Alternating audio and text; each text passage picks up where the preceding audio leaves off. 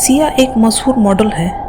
अपनी शादी की बैचलर पार्टी की नशे में धुत वो होटल के एक कमरे में सो जाती है। तभी उसका मंगेतर एक लड़की को चूमते हुए आता है और उसे लगता है कि सिया सो रही है, पर सिया सब सुन लेती है। क्या सिया उससे शादी करेगी या फिर उससे बदला लेगी? यह जानने के लिए आप इस कहानी को अंत तक जरूर देखिएगा। यह एक उपन्यास है। हम प्रतिदिन आपके लिए एक नया एपिसोड लेकर आएंगे। आपको यह कहानी अच्छी लगे तो लाइक कर दोस्तों के पास भी शेयर कीजिएगा, और अगर आप मेरे चैनल पर नए हैं तो मेरे चैनल को सब्सक्राइब कर बेल को प्रेस कर दीजिएगा, ताकि इसका जब जब नया एपिसोड आए तो आपको नोटिफिकेशन मिल जाए। इस तरह की और भी कहानी सुनने के लिए आप मेरे चैनल के प्लेलिस्ट में जाकर देख सकते हैं, सुन सकते हैं। इस कहानी का पिछला भाग देखने के लिए आप मेरे चैनल के प्लेलिस्ट में जाकर देख सकते हैं। चलिए कहानी के लिए आगे बढ़ते हैं। राजवीर अच्छे से जानता था कि ऑडिशन लेने के लिए नेहा को कहाँ गया है, और राजवीर ये भी जानता था कि हो सकता है नेहा करिश्मा तक सिया का पोर्टफोलियो पहुँचने ही ना दे, उसके पहले ही अलग कर दे। इसके लिए जरूरी था कि करिश्मा को सिया के इरादे पहले ही पता चल जाए कि वो मिरेकल एंटरटेनमेंट ज्वाइन करना चाहती है। और राजवीर ये भी जानता था कि कल के चैरिटी इवेंट में करिश्मा भी आ रही है।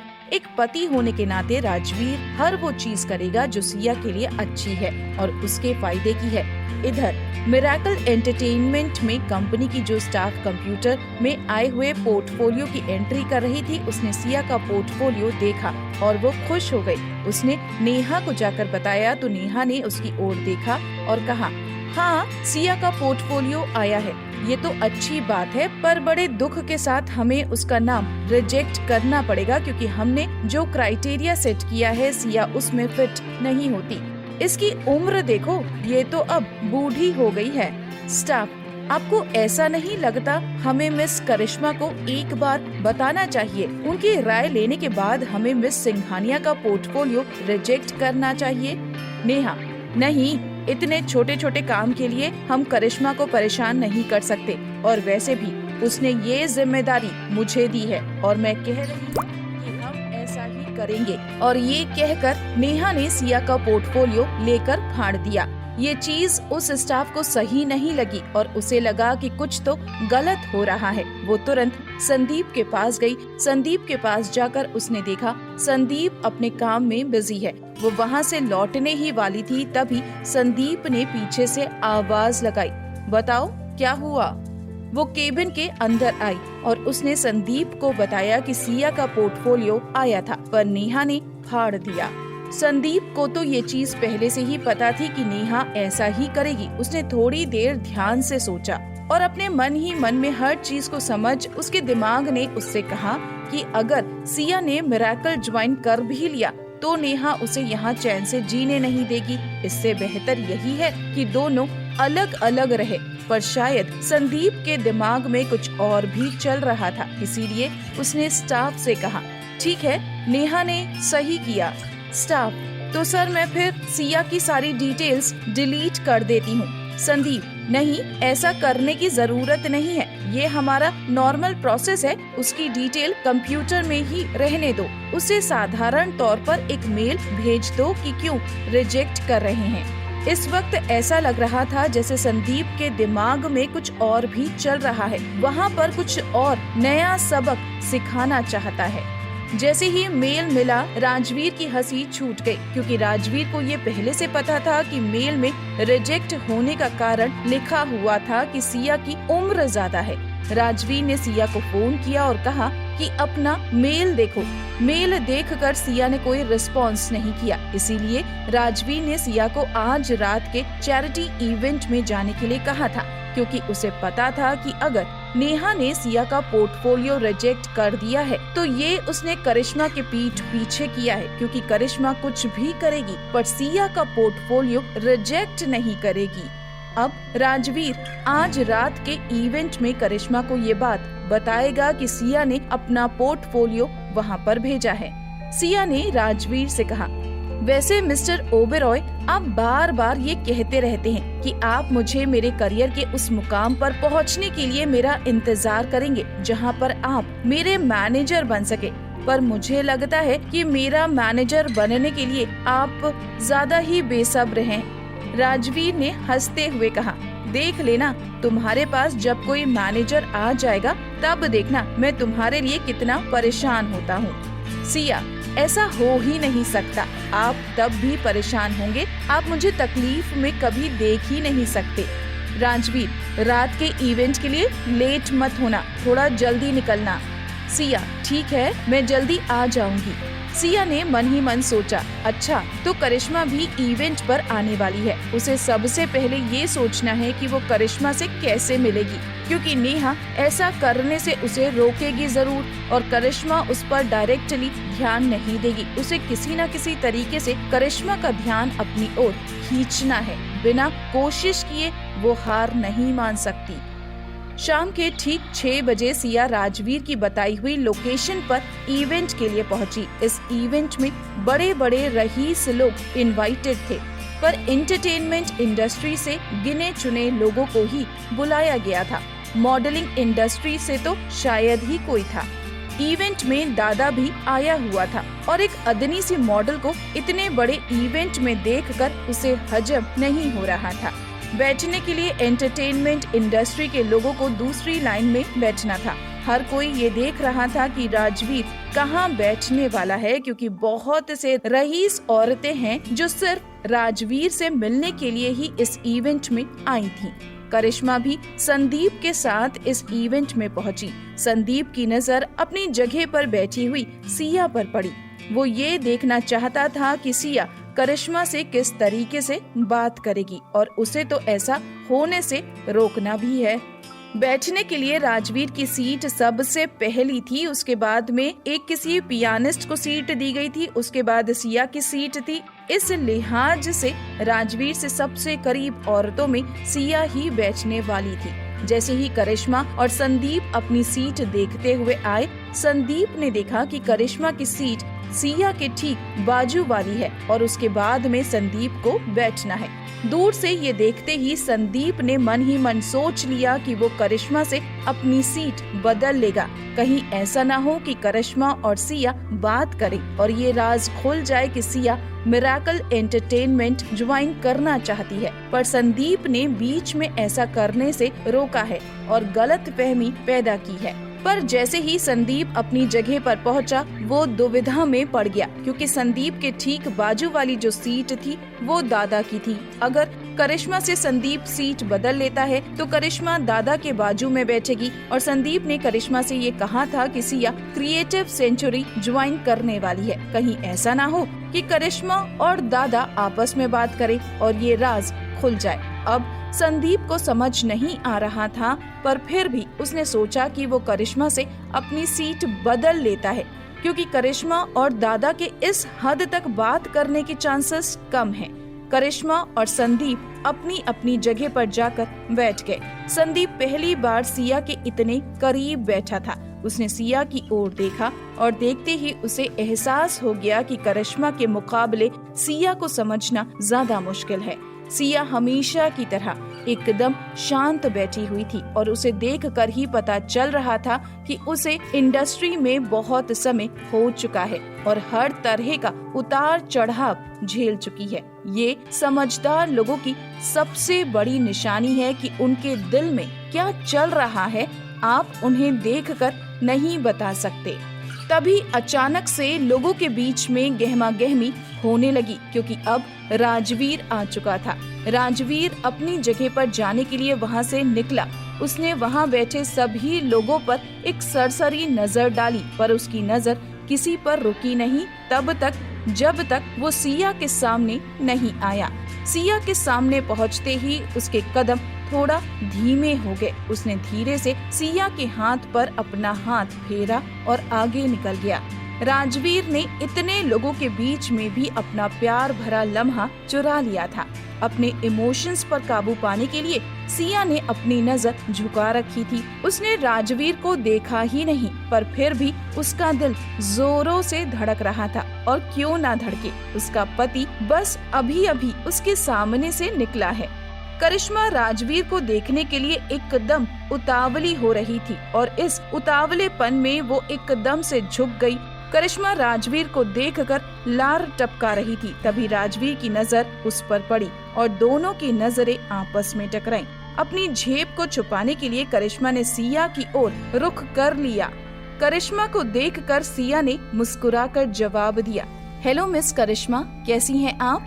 करिश्मा, हेलो सिया, मैंने तो तुम्हें उस अवार्ड सेरेमनी में ही नोटिस कर लिया था, पर हमारी बुरी किस्मत है कि तुम हमारे साथ काम नहीं कर रही हो। चलो कोई बात नहीं, फिर भी मेरी शुभकामनाएं तुम्हारे साथ में हैं। सिया के चेहरे पर ऐसे एक्सप्रेशन हैं जैसे वो कुछ कहना चाह रही है, जैसे उसने कुछ अनोखा सुन लिया है। सिया कुछ बोलती उसके पहले ही संदीप ने बीच में बोलते हुए कहा, प्रेसिडेंट, अगर आप बुरा न माने तो बात बाद में कर लीजिएगा, क्योंकि इवेंट शुरू हो चुका है। संदीप को डर लग रहा था कि अगर सिया और करिश्मा ने बात की और सिया ने डायरेक्टली करिश्मा को बता दिया कि संदीप ने मिरेकल एंटरटेनमेंट की तरफ से उसे कोई ऑफर नहीं दिया है, तो उसका राज खुल जाएगा। वो बार बार सिया की ओर देख रहा था और सिया की नजरों में पढ़ना चाहता था कि सिया आखिर क्या सोच रही है, पर सिया को समझना इतना आसान नहीं था। तभी इवेंट की बोली शुरू हो गई।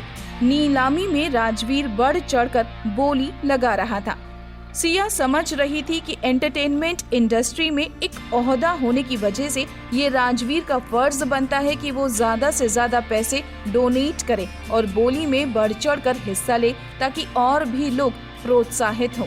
संदीप को अभी भी ये डर लग रहा था कि कहीं सिया और करिश्मा फिर से बात न करने लगे। उसे किसी भी तरीके से सिया को वहाँ से हटाना था, इसलिए उसने अपने हाथ में लिया हुआ गिलास सिया के ऊपर उड़ेल दिया, जिससे उसका पहने हुए सफेद कपड़े खराब हो गए। सिया ने शिफॉन का ड्रेस पहना हुआ था, जो पानी गिरने की वजह से भीग चुका था और काफी हद तक पारदर्शी हो चुका था, जो कि हकीकत में भद्दा ही लग रहा था।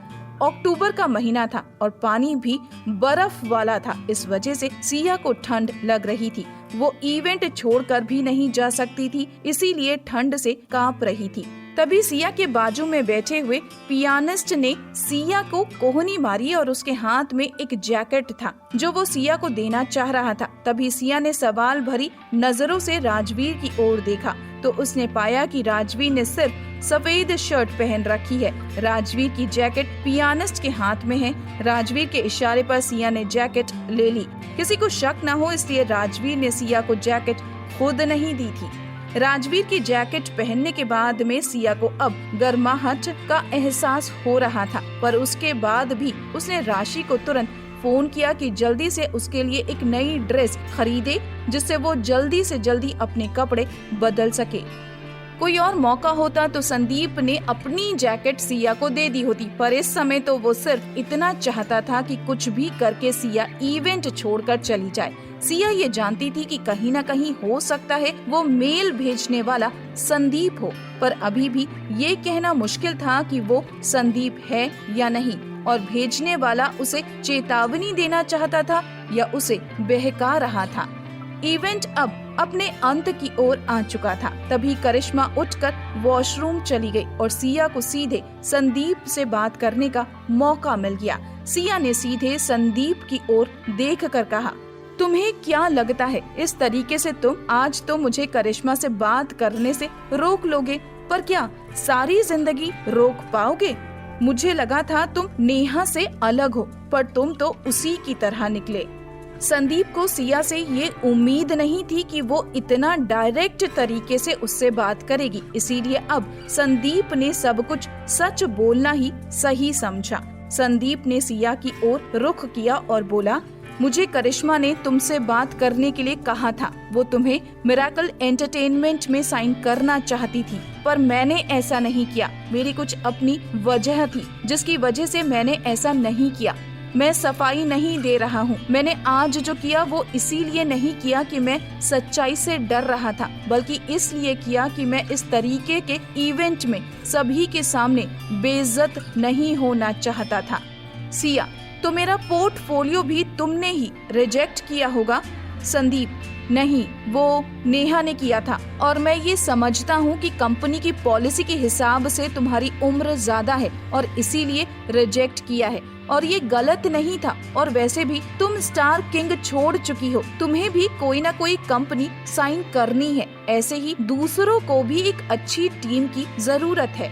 सिया, तुमने जो किया उस बात का लगता है तुम्हें बहुत ज्यादा घमंड है, पर होना नहीं चाहिए। इस तरीके से मुझसे और ना जाने कितने लोगों से कामयाबी का एक अच्छा सुनहरा मौका तुमने छीना होगा। तुम्हारे लिए यही अच्छा है कि जितना हो सके कोशिश करो कि मैं आगे ना बढ़ सकूं, क्योंकि तुम्हें तो पता ही होगा मैं अपने दुश्मनों के लिए मन में गांठ बांध लेती हूँ। संदीप को समझ आ रहा था कि उसने सिया के साथ में जो किया वो सही नहीं था, और सिया उन लोगों में से है जो किसी को भी दूसरा मौका नहीं देती। इसीलिए अब उसके लिए बेहतर है कि वो नेहा का साथ देता जाए। धीरे धीरे इवेंट जैसे ही खत्म हुआ, लोग एक एक करके जाने लगे। राजवीर अपनी जगह पर ही बैठा रहा। उसे भीड़ भाड़ पसंद नहीं थी और इसीलिए उसके लिए ये नॉर्मल था कि वो लास्ट में हॉल छोड़े। और वहीं सिया के कपड़ों पर पानी गिर चुका था, इसीलिए वो उठ नहीं सकती थी। इसीलिए लोगों को शक नहीं हुआ कि दोनों अभी तक क्यों बैठे हुए हैं, सिवाय दादा के। उसे समझ में आ रहा था कि यहाँ पर क्या हो रहा है। तभी करिश्मा और दादा बात करने लगे। हालांकि दोनों की आपस में बहुत ज्यादा पटती नहीं थी, फिर भी दोनों बात कर रहे थे। करिश्मा, बधाई हो, सिया ने आपको ज्वाइन कर लिया। अब आपको अच्छे ऑफर मिलने लगेंगे। आप इंटरनेशनली भी काम बढ़ा सकते हो। दादा के चेहरे पर आश्चर्य के एक्सप्रेशन थे और उसने करिश्मा की ओर देखकर कहा, सिया ने मुझे ज्वाइन नहीं किया है। सिया मेरे जैसी छोटी कंपनी को क्यों ज्वाइन करेगी? वो मुझे पहले ही 3 बार रिजेक्ट कर चुकी है। करिश्मा को कुछ समझ नहीं आ रहा था। करिश्मा को इस तरीके से खड़ा देखकर दादा ने कहा, चलिए मैं निकलता हूँ, मेरी गाड़ी आ गई है।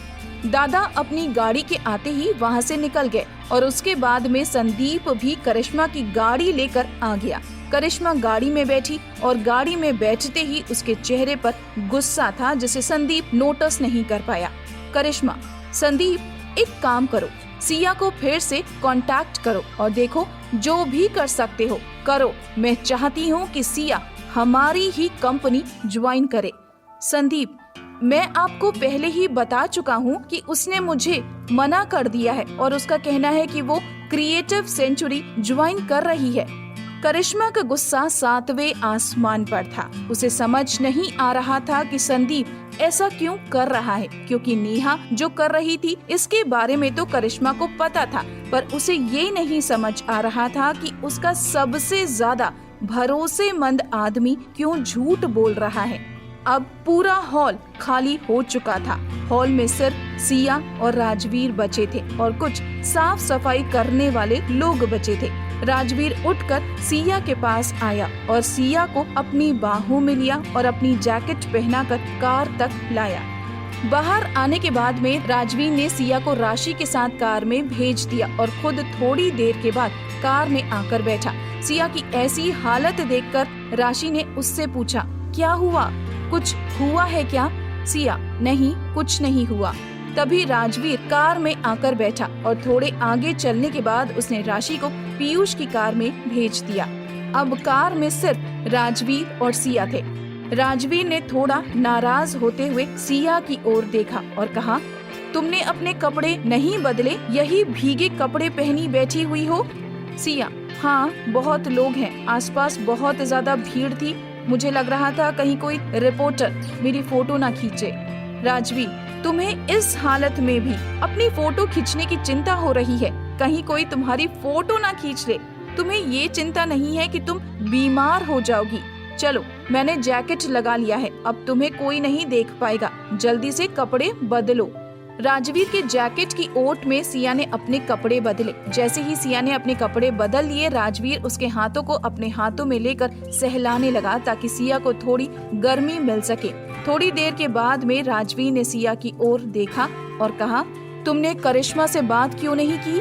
सिया, क्योंकि मुझे इवेंट में ही पता चला कि एक नेहा ही नहीं है जो नहीं चाहती कि मैं मिरेकल एंटरटेनमेंट ज्वाइन करूं, बल्कि उसके साथ एक आदमी और भी है और नेहा और उस आदमी का रिश्ता कुछ सीधा नहीं मालूम होता, इसीलिए मैंने चीजों को थोड़ा धीमे ही आगे बढ़ाने के बारे में सोचा है। ऐसा ना हो जल्दबाजी में बात बिगड़ जाए। पर आप मुझे माफ कर दो, मैंने मौके का इस्तेमाल नहीं किया।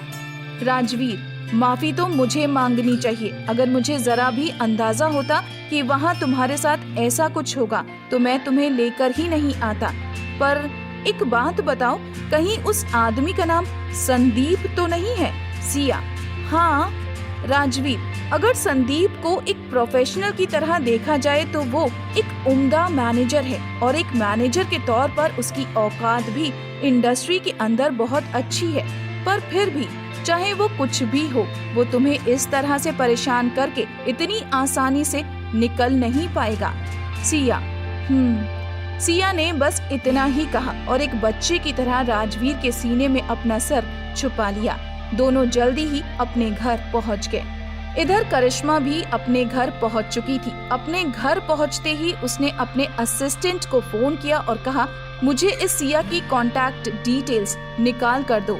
5 मिनट के बाद में करिश्मा की असिस्टेंट का फोन करिश्मा के पास आया और उसने कहा, हमारे एक ह्यूमन रिसोर्स मैनेजर के कंप्यूटर पर सिया का पोर्टफोलियो मिला है। शायद सिया ने ऑडिशन के लिए भेजा होगा, पर उस पोर्टफोलियो को रिजेक्ट कर दिया गया है और कारण में इन लोगों ने सिया को कहा है कि उसकी उम्र ज्यादा है। इतनी उम्र की मॉडल को लेना हमारी पॉलिसी के खिलाफ है। करिश्मा ने गुस्से से अपनी टेबल पर एक जोर का मुक्का मारा और अपनी असिस्टेंट को कहा, पोर्टफोलियो और सिया के कॉन्टैक्ट डिटेल मुझे फॉरवर्ड करो और नेहा और संदीप को ये बात पता ना चले कि इस बारे में मुझे खबर लग चुकी है। Assistant, okay. करिश्मा को समझ आ चुका था कि सिया का पोर्टफोलियो नेहा ने ही रिजेक्ट किया है, पर उसे ये समझ नहीं आ रहा था कि ये दोनों मिलकर उससे झूठ क्यों बोल रहे हैं। पर करिश्मा को अब सब कुछ साफ साफ समझ में आ रहा था कि आखिर क्यों संदीप ने करिश्मा के साथ सीट बदलने के लिए कहा। उसके बाद में जब करिश्मा ने सिया को बधाई दी तो सिया उसे इस तरीके से क्यों देख रही थी। खैर, इस मामले को करिश्मा ने अपने हाथों में लेकर संभालना ही ठीक समझा और उसने खुद सिया को फोन लगाया। सिया, हेलो। करिश्मा, हेलो सिया, मैं करिश्मा बोल रही हूँ, मिरेकल एंटरटेनमेंट की CEO। सिया, हेलो प्रेसिडेंट करिश्मा, कैसी हैं आप? आपने मुझे फोन कैसे किया? करिश्मा, क्या तुम मिरेकल एंटरटेनमेंट ज्वाइन करना चाहोगी? दरअसल मैं काफी पहले से तुम्हें अपनी कंपनी में लेना चाहती थी, पर मैंने इसके लिए किसी और से तुम्हें अप्रोच करने के लिए भी कहा था। मुझे लगता है कि कुछ कंफ्यूजन हो गई है और तुम तक सही तरीके से मेरी बात पहुंच नहीं पाई है और मुझे बताया गया कि तुम क्रिएटिव सेंचुरी ज्वाइन कर रही हो। वो तो भला हो दादा का, जिसने मुझे ये बताया कि तुमने उनकी कंपनी ज्वाइन करने से मना कर दिया था और इसीलिए मैं तुम्हें पर्सनली फोन कर रही हूँ। सिया कहीं रिजेक्शन की वजह से मना न कर दे, इसीलिए करिश्मा ने बात संभालते हुए आगे बढ़ाया और कहा, मुझे पता है तुमने मिरेकल एंटरटेनमेंट में अपना पोर्टफोलियो भेजा था। मुझे माफ कर दो, मेरे स्टाफ ने चीजों को सही तरीके से हैंडल नहीं किया। शायद उन्हें तमीज नहीं है किससे कैसे बात करनी चाहिए। वैसे मुझे तुम्हारी हाँ का इंतजार है। मुझे उम्मीद है तुम भी मेरे साथ काम करना चाहोगी। Siya, thank you so much president Karishma, मुझे खुशी है आपने मुझे फोन किया और इस लायक समझा। करिश्मा, कल मेरे साथ लंच करना पसंद करोगी? लंच पर मिलते हैं और वहीं पर सारी बातें भी कर लेंगे। सिया, जी ठीक है, जैसा आप ठीक समझें। सिया को खुशी हो रही थी, वो खुशी से कूदना चाहती थी। उसे समझ नहीं आ रहा था कि इतने दिनों से वो जिस चीज के पीछे भाग रही थी वो सामने से आ गई।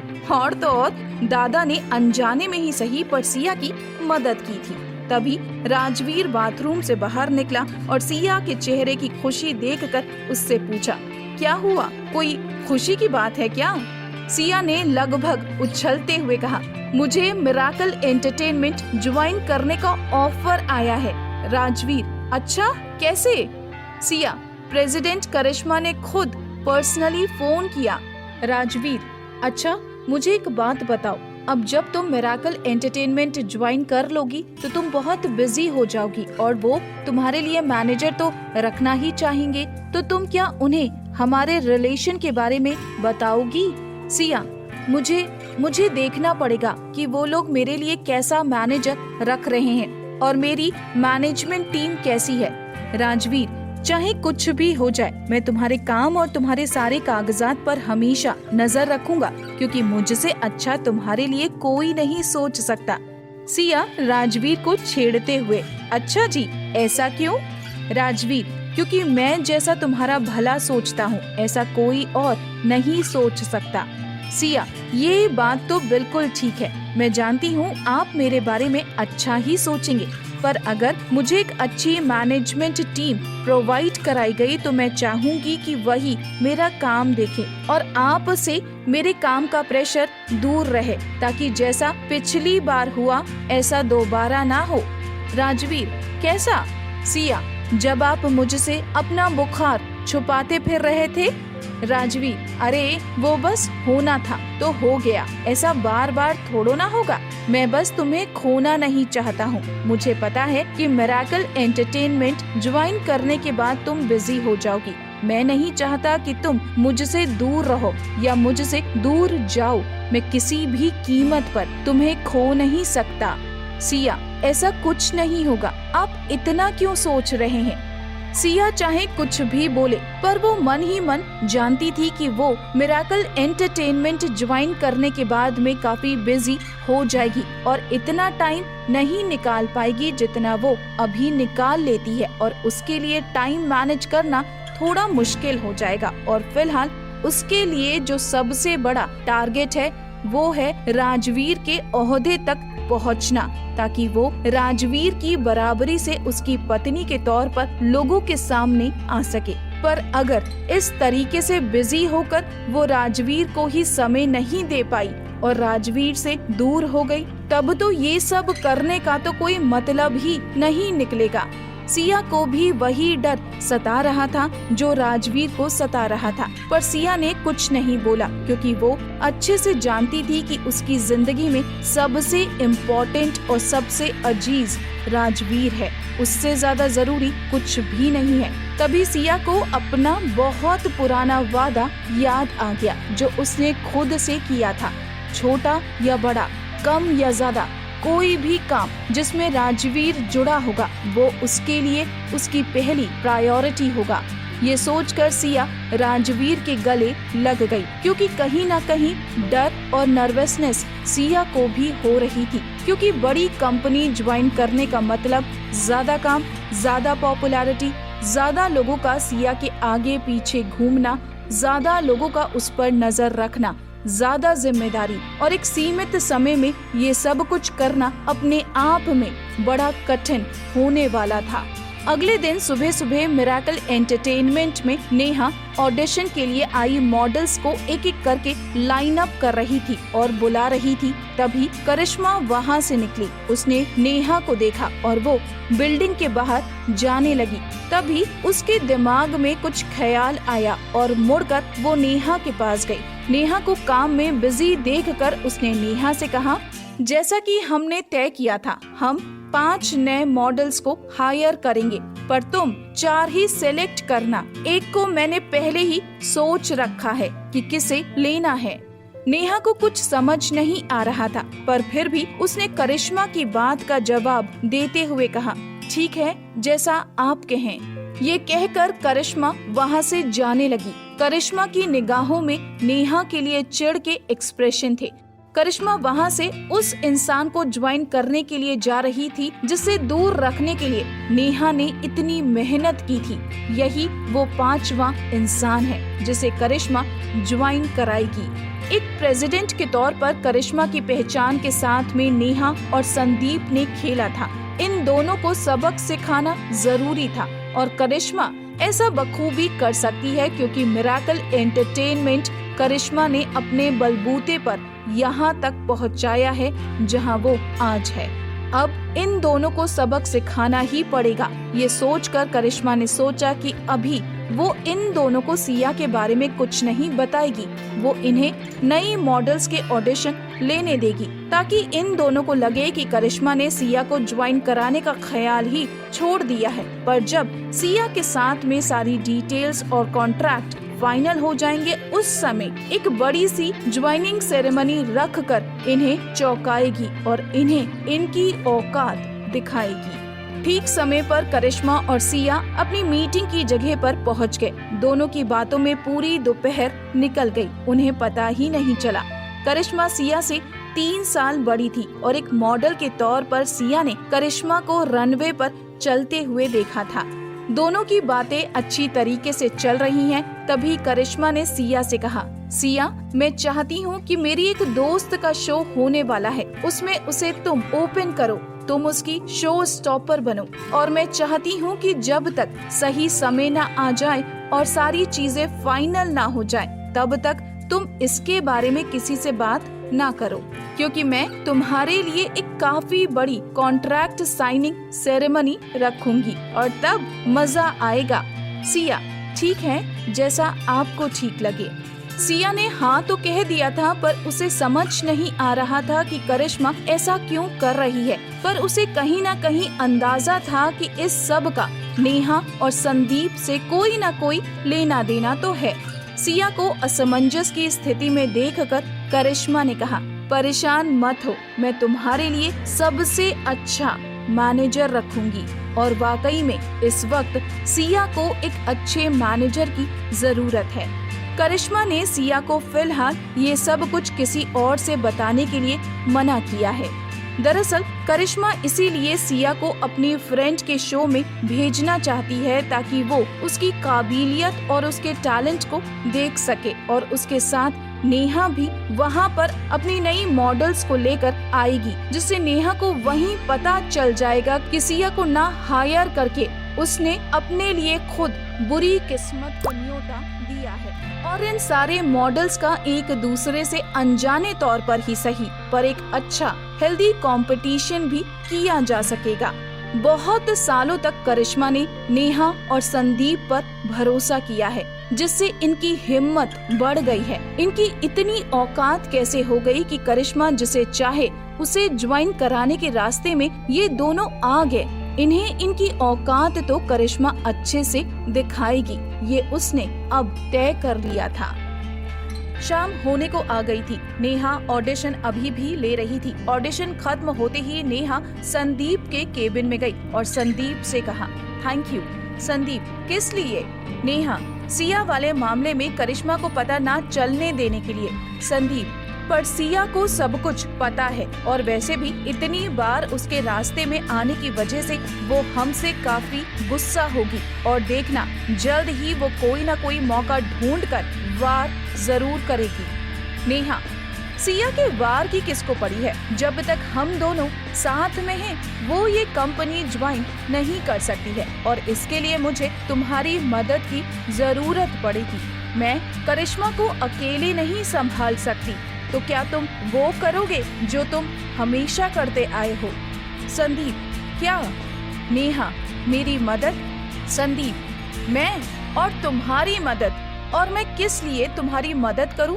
ताकि तुम फिर मुझे धोखा दे सको और वक्त पड़ने पर मुझे लात मारकर आगे बढ़ सको। तुम्हारा दिया उस धोखे को तुम भूल सकती हो, मैं नहीं।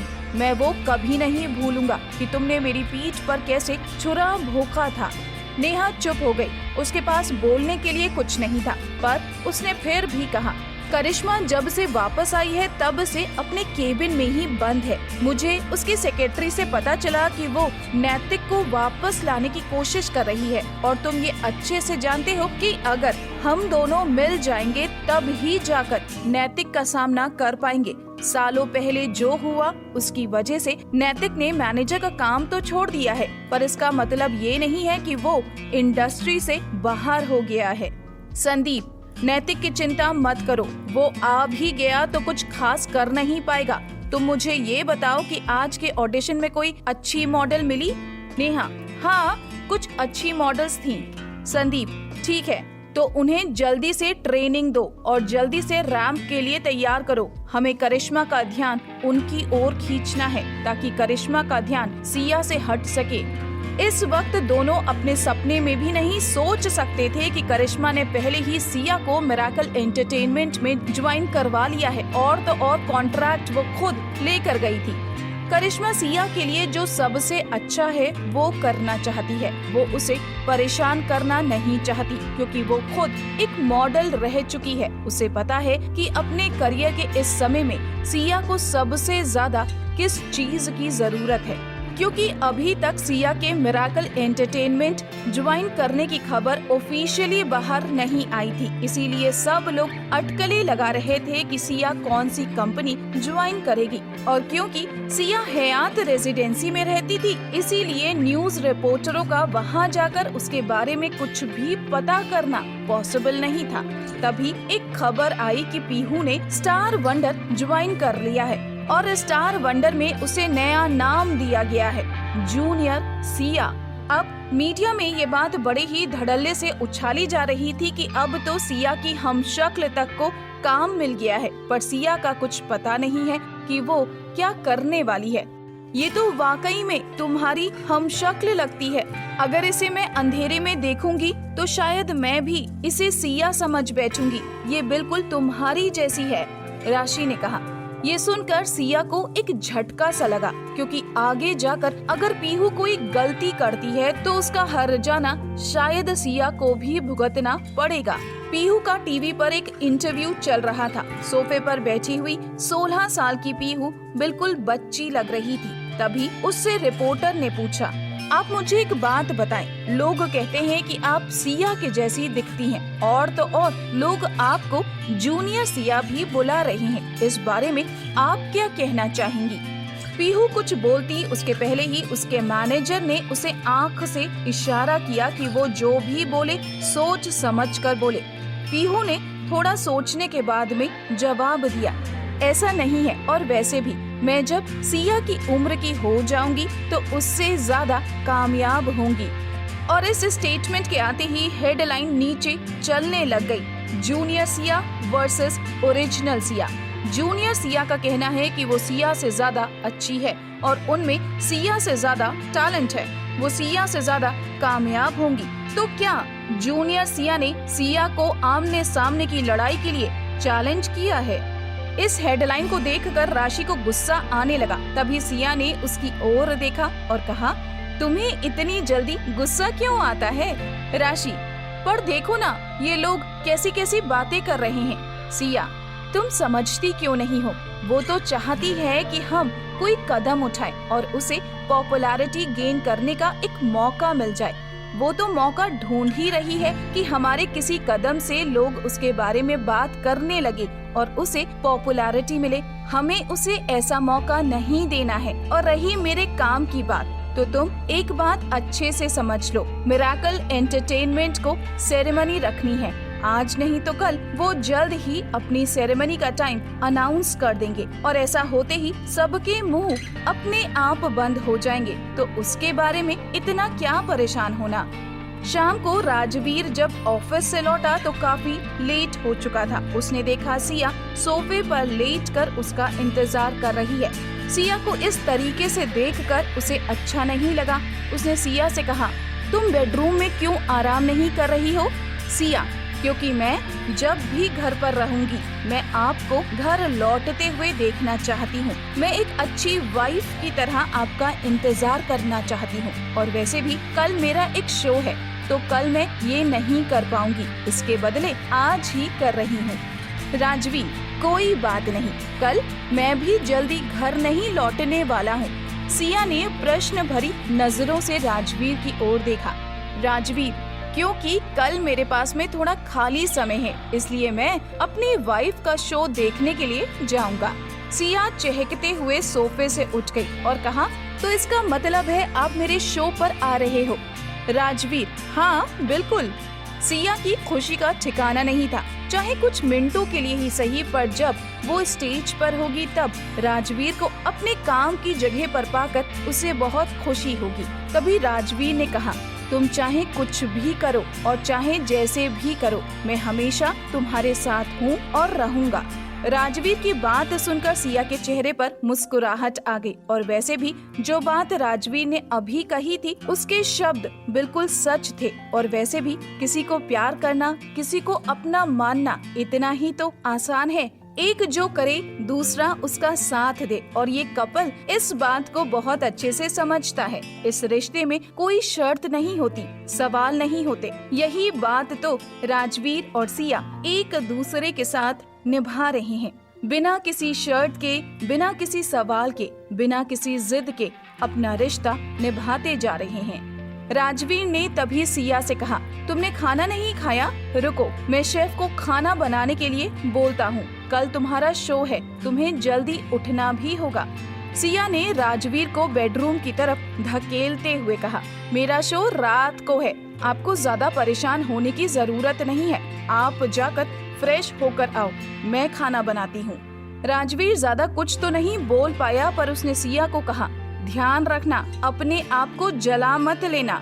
सिया, आप मुझे बच्चा क्यों समझते हो? और वैसे भी एक पत्नी होने के नाते ये हक और सुख मुझसे मत छीनो। राजवीर ने कुछ नहीं बोला और जल्दी से बाथरूम में चला गया। जब वो फ्रेश होकर बाहर आया, सिया ने उसके लिए उसका फेवरेट खाना बनाया हुआ था। इसे देखकर राजवीर के चेहरे पर एक मुस्कुराहट आ गई। राजवीर चाहे इंडस्ट्री का बिग बॉस हो, उसके हाथों में कितनी भी ताकत, कितनी भी पहुंच हो, लेकिन किसी अपने का इस तरीके से डिनर तैयार करना, उसकी परवाह करना राजवीर के दिल को छू गया। दोनों ने खाना खाया, तभी सिया ने राजवीर से कहा, काम के अलावा मैंने आपको किसी हॉबी में हिस्सा लेते नहीं देखा। आपकी कुछ तो पसंद होगी, आप काम के अलावा क्या करना पसंद करते हैं? राजवीर, अपने बिजनेस के अलावा मुझे फिल्में देखना पसंद है। सिया, अच्छा, तो चलो फिर आज डिनर के बाद हम कोई अच्छी सी पिक्चर देखते हैं, और ये तो हम घर पर ही कर सकते हैं, उसके लिए हमें कहीं जाने की जरूरत भी नहीं है। राजवीर, सोच लो, क्योंकि जिस तरह की फिल्में मैं देखता हूँ वो तुम्हें शायद पसंद न आए। सिया, नहीं, ऐसी कोई बात नहीं है, मैं आपके साथ फिल्म देखना चाहती हूँ। अब तक राजवीर ने आगे बढ़कर सिया की दुनिया को अपना लिया था। वो सिया के हर हिस्से में था और सिया को अच्छे से समझने लगा था। अब सिया भी चाहती थी कि वो राजवीर की दुनिया को समझे, राजवीर की दुनिया का हिस्सा बने। सुबह सुबह सिया की करिश्मा फोन से नींद टूटी। करिश्मा का फोन उठाकर सिया ने जैसे ही हेलो कहा, करिश्मा, हेलो सिया, तुम कैसी हो? मैंने तुम्हें डिस्टर्ब तो नहीं किया? सिया, नहीं नहीं, ऐसी कोई बात नहीं है, मैं ठीक हूँ। आप बताइए, कुछ काम था? बात को इधर उधर गोल गोल घुमाने की जगह सिया ने सीधा सीधा सवाल किया, करिश्मा, आज रात रॉयल्टी के शो में मैंने नेहा को नई मॉडल्स को लाने के लिए भी कहा है, ताकि वो देखकर कुछ सीख सकें। तो हो सकता है कि तुम लोगों का आमना सामना होगा। सिया को अब समझ में आ रहा था कि करिश्मा उसे एक मौका देना चाहती है, ताकि वो नेहा को उसकी औकात दिखा सके और एक सबक भी सिखा सके और साथ ही साथ अपना बदला ले सके। सिया, कोई बात नहीं, मुझे कोई प्रॉब्लम नहीं है। जब तक नेहा मेरा रास्ता नहीं काटेगी और अपने गुस्से पर काबू रखेगी, तब तक आपको मेरी वजह से कोई शिकायत का मौका नहीं मिलेगा। करिश्मा, नहीं, ऐसा नहीं है, मुझे तुम पर पूरा भरोसा है। दरअसल करिश्मा अच्छे से जानती थी कि नेहा को उसने बहुत ज्यादा सर पर चढ़ा लिया है और इस वक्त मिरेकल एंटरटेनमेंट के अंदर कोई नहीं है जो नेहा को उसकी औकात याद दिला सके, और नेहा को उसकी औकात याद दिलाना बहुत जरूरी है। करिश्मा ने सिया को ये मौका देकर उस पर तो एहसान किया ही है, साथ ही साथ इससे नेहा को भी सबक मिल जाएगा। इसका मतलब एक तीर से दो निशाने लगने वाले थे, तो ऐसा करने में कोई हर्ज नहीं था। पर सिया को इस्तेमाल होने वाली फीलिंग से नफरत थी। वो पहले ही करण के हाथों बहुत इस्तेमाल हो चुकी थी, इसीलिए उसका ध्यान अपने रॉयल्टी शो पर ही रहने वाला था। उसने सोचा हुआ था कि वो अपने रॉयल्टी शो पर ही पूरा ध्यान देगी। जब तक नेहा किसी भी तरीके की हद पार नहीं करेगी, वो नेहा के लिए कोई भी परेशानी खड़ी नहीं करेगी। सिया राजवीर को उसके ऑफिस से पर्सनली पिक करना चाहती थी, इसीलिए उसने राशि को कहा कि शो की लोकेशन पर पहुंचने से पहले राजवीर के ऑफिस चलो। दोनों गाड़ी में बैठे रेडियो सुन रहे थे। तभी रेडियो पर पीहू की खबर आई। राशि ने सिया की ओर देखकर कहा, ये जूनियर सिया कुछ ज्यादा ही नहीं हो रहा है? तुम कुछ कर क्यों नहीं रही हो? ये तुम्हारे नाम का गलत इस्तेमाल कर रही है। सिया, कोई बात नहीं, करने दो। तुम्हें एक बात पहले भी मैं कई बार कह चुकी हूँ, वो सिर्फ मेरा नाम इस्तेमाल कर रही है, मेरी जगह पर नहीं है, और ना वो कभी मेरी जगह पर आ सकती है। और अब तक उसने मेरे लिए कोई बवाल नहीं खड़ा किया है और ना ही उसने मेरा कोई नुकसान किया है, तो मैं उस पर इस बात के लिए हमला नहीं कर सकती ना, और ना ही मैं उसके बारे में कुछ बुरा सोच सकती हूँ। और हाँ, ऐसा नहीं है कि बदला मुझे लेना नहीं आता, बस ये सही समय नहीं है। राशि सिया की बात सुनकर चुप हो गई। इन दोनों की बातों में ही दोनों ओबेरॉय इंटरनेशनल के ऑफिस पहुंच गए। ऑफिस के नीचे पहुंचकर सिया ने राजवीर को फोन किया। प्रेसिडेंट ओबेरॉय, क्या आप मुझे मेरा पति वापस करेंगे? सिया की बात सुनकर राजवीर के चेहरे पर मुस्कुराहट आ गई। उसने सिया से कहा, अभी तो 3 ही बजे हैं, मेरा काम भी खत्म नहीं हुआ है। हमने तो तय किया था ना कि हम शो पर मिलेंगे। सिया, शो पर जाने से पहले मैं आपके साथ शाम की चाय पीना चाहती हूँ। राजवीर, अच्छा ठीक है, इसका मतलब तुम घर पर हो? सिया, नहीं, आपके ऑफिस के नीचे खड़ी हूँ। राजवीर, बस 5 मिनट वेट करो, मैं नीचे आ रहा हूँ। नीचे आकर राजवीर सिया की गाड़ी में बैठ गया और हंसते हुए सिया से कहा, तुम अचानक से कैसे आ गई? सिया, अगर नहीं आती तो शाम को वही समोसा और चाय खाते ना। राजवीर ने हंसते हुए कहा, वो इतना भी बुरा नहीं है। सिया, मैंने ऐसा कुछ प्लान नहीं किया था, मेरा मन किया तो मैं आ गई। क्यों, मेरे यहाँ आने से आपको कोई परेशानी हो रही है क्या? राजवीर, ऐसा बिल्कुल नहीं है। राजवीर अच्छे से जानता था कि सिया उनके रिश्ते को लेकर बहुत केयरफुल है और बहुत समझदारी से सब चीजों को हैंडल करती है। वो राजवीर को किसी भी मुसीबत में कभी भी डालना नहीं चाहती और ना ही ये चाहती है कि राजवीर किसी भी मुसीबत में पड़कर उसकी मदद करे। पर उसी जगह पर राजवीर को ऐसा लगता है जैसे सिया को उसकी जरूरत नहीं है। दोनों की अपनी अपनी बातें हैं, दोनों की अपनी अपनी सोच है और दोनों अपनी जगह सही हैं। ये सोच कर कि सिया उससे कितना प्यार करती है, राजवीर के चेहरे पर मुस्कुराहट आ गई और वो खिड़की की तरफ बाहर देखते हुए हंसने लगा, जिसे देखकर राशि को तसल्ली हुई। इधर सिया भी मुस्कुरा रही थी। राशि ने मन ही मन सोचा, सिया, शायद तुम्हें पता नहीं है, पर आजकल तुम बहुत हंसने लगी हो। कुछ समय पहले जब तुम करण के साथ थी, उस समय तो मुझे ऐसा लगने लगा था जैसे तुम्हारा बुझा हुआ चेहरा मुझे सारी उम्र देखना होगा, पर भगवान का शुक्र है ऐसा नहीं हुआ। तुम दोनों हंसते हुए कितने खूबसूरत लग रहे हो। रॉयल्टी शो ठीक 8 बजे शुरू होना था, पर सिया ठीक 5 बजे बैक स्टेज पहुँच चुकी थी। हालांकि रॉयल्टी कोई इंटरनेशनल शो नहीं था, फिर भी रॉयल्टी कंपनी की देश के अंदर एक ठीक ठाक हैसियत है। करिश्मा ने सिया को ये मौका ऐसे ही नहीं दिया। इस शो के बहाने करिश्मा उसे परखना चाहती है, और वैसे भी ऐसा क्यों नहीं होगा, आखिर करिश्मा भी है तो बिजनेस में ही ना, वो भी अपना फायदा तो देखेगी। पर एक बात है, आज का दिन भी सिया के लिए आसान नहीं जाने वाला है, क्योंकि जिन 15 मॉडल्स को शो के लिए बुलाया गया है, उनमें से सिया ही है जिसकी उम्र सबसे ज्यादा है। कुछ सालों के बाद तो इस तरीके के शोज के लिए सिया को पूछेंगे भी नहीं, और जिनको आना है उनमें से बहुतों को अवार्ड भी मिल चुके हैं। शो का डायरेक्टर अगर करिश्मा का दोस्त नहीं होता तो उसने सिया को ये मौका कभी भी नहीं दिया होता। तभी शो के डायरेक्टर ने सिया से कहा, किसी भी वक्त अगर तुम्हें डर लगे या स्टेज पर जाने का मन ना हो तो मुझे उसी वक्त बता देना, मैं तुम्हें तुम्हारे लिए किसी न किसी को रिप्लेसमेंट के लिए अरेंज कर दूंगा और तुम्हारी जगह पर किसी और को भेज दूंगा। तुम्हें परेशान होने की जरूरत नहीं है। तभी राशि ने पीछे से कहा, सिया को इंडस्ट्री में 9 साल हो चुके हैं। वो कई शो कर चुकी है। स्टेज का डर उसे नहीं सताता, पर ऐसा लग रहा है जैसे आपको सिया पर भरोसा नहीं है। वैसे अब तो ये सिया के लिए आम बात हो चुकी है कि वो जहाँ भी साथ काम करने जाएगी वो उस पर भरोसा ना करे।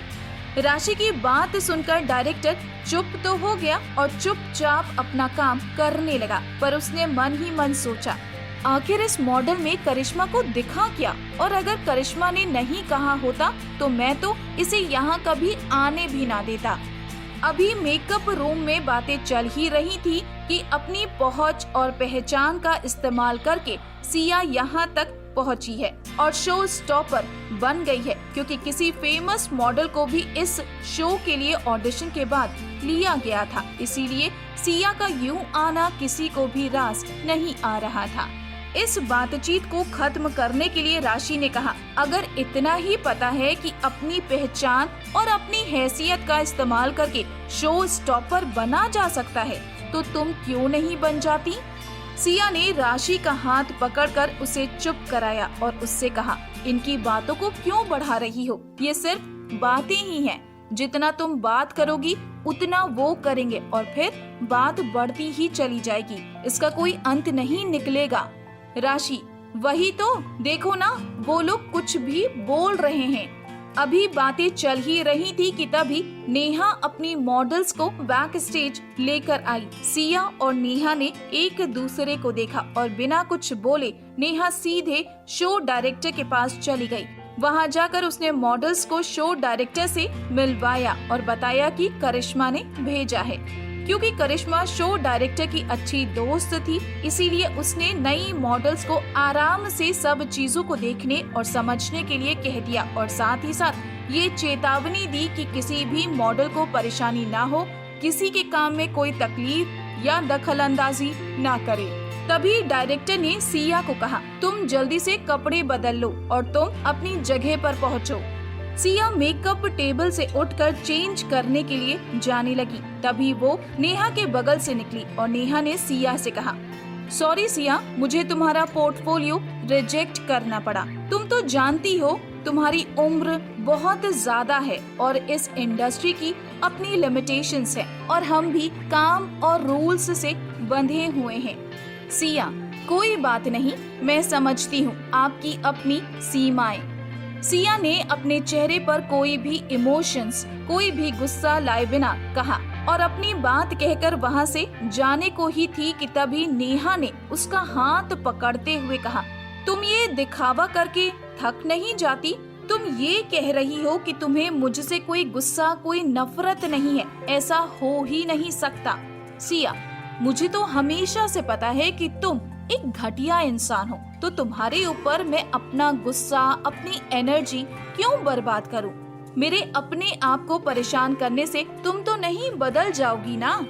नेहा, किसी भी और तरीके से मिरेकल एंटरटेनमेंट ज्वाइन करने की कोशिश मत करना, ऐसा हो नहीं पाएगा। सिया, क्या प्रेसिडेंट करिश्मा को ये बात पता है कि तुम उनकी पीठ पीछे क्या कर रही हो?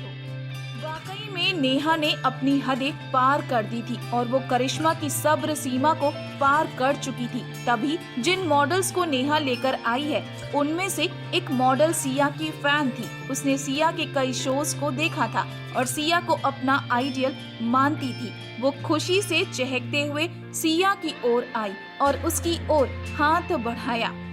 तभी नेहा ने ये देखकर गुस्से में उसकी ओर अंगारों भरी नजरों से देखा और कहा, तुम मिरेकल एंटरटेनमेंट की मॉडल हो, तुम सिया से हाथ कैसे मिला सकती हो जिसकी कोई औकात ही नहीं है। उस मॉडल ने डर के मारे अपना हाथ पीछे खींच लिया, पर उसके चेहरे पर उदासी साफ नजर आ रही थी। सिया ने जाने से पहले उसके कंधे पर तसल्ली भरा हाथ रखा, जैसे कह रही हो, कोई बात नहीं, ऐसा होता है। अब हर कोई सिया का मजाक बनते हुए देखना चाहता था, पर जब सिया कपड़े बदल कर आई, इस पल सिया इतनी ग्रेसफुल, इतनी सुंदर लग रही थी कि अब तो डायरेक्टर भी थोड़ी देर के लिए उसे देखता ही रह गया। रॉयल्टी शो की थीम इंक था, इसीलिए सिया ने ब्लैक एंड व्हाइट कलर का इंक पैटर्न का एक लॉन्ग शिफॉन गाउन पहना हुआ था जो उसके शरीर पर बहुत खूबसूरत लग रहा था और उसकी सधी हुई चाल, उसकी बनावट, ऐसा लग रहा था जैसे ये गाउन सिर्फ सिया के लिए ही बना है और सिया का शरीर इस गाउन के लिए ही बना है। कोई और इस गाउन में इतना खूबसूरत नहीं लग सकता है। जैसे ही सिया बाहर आई, बाकी मॉडल्स भी उसे आश्चर्य की नजरों से देख रही थी।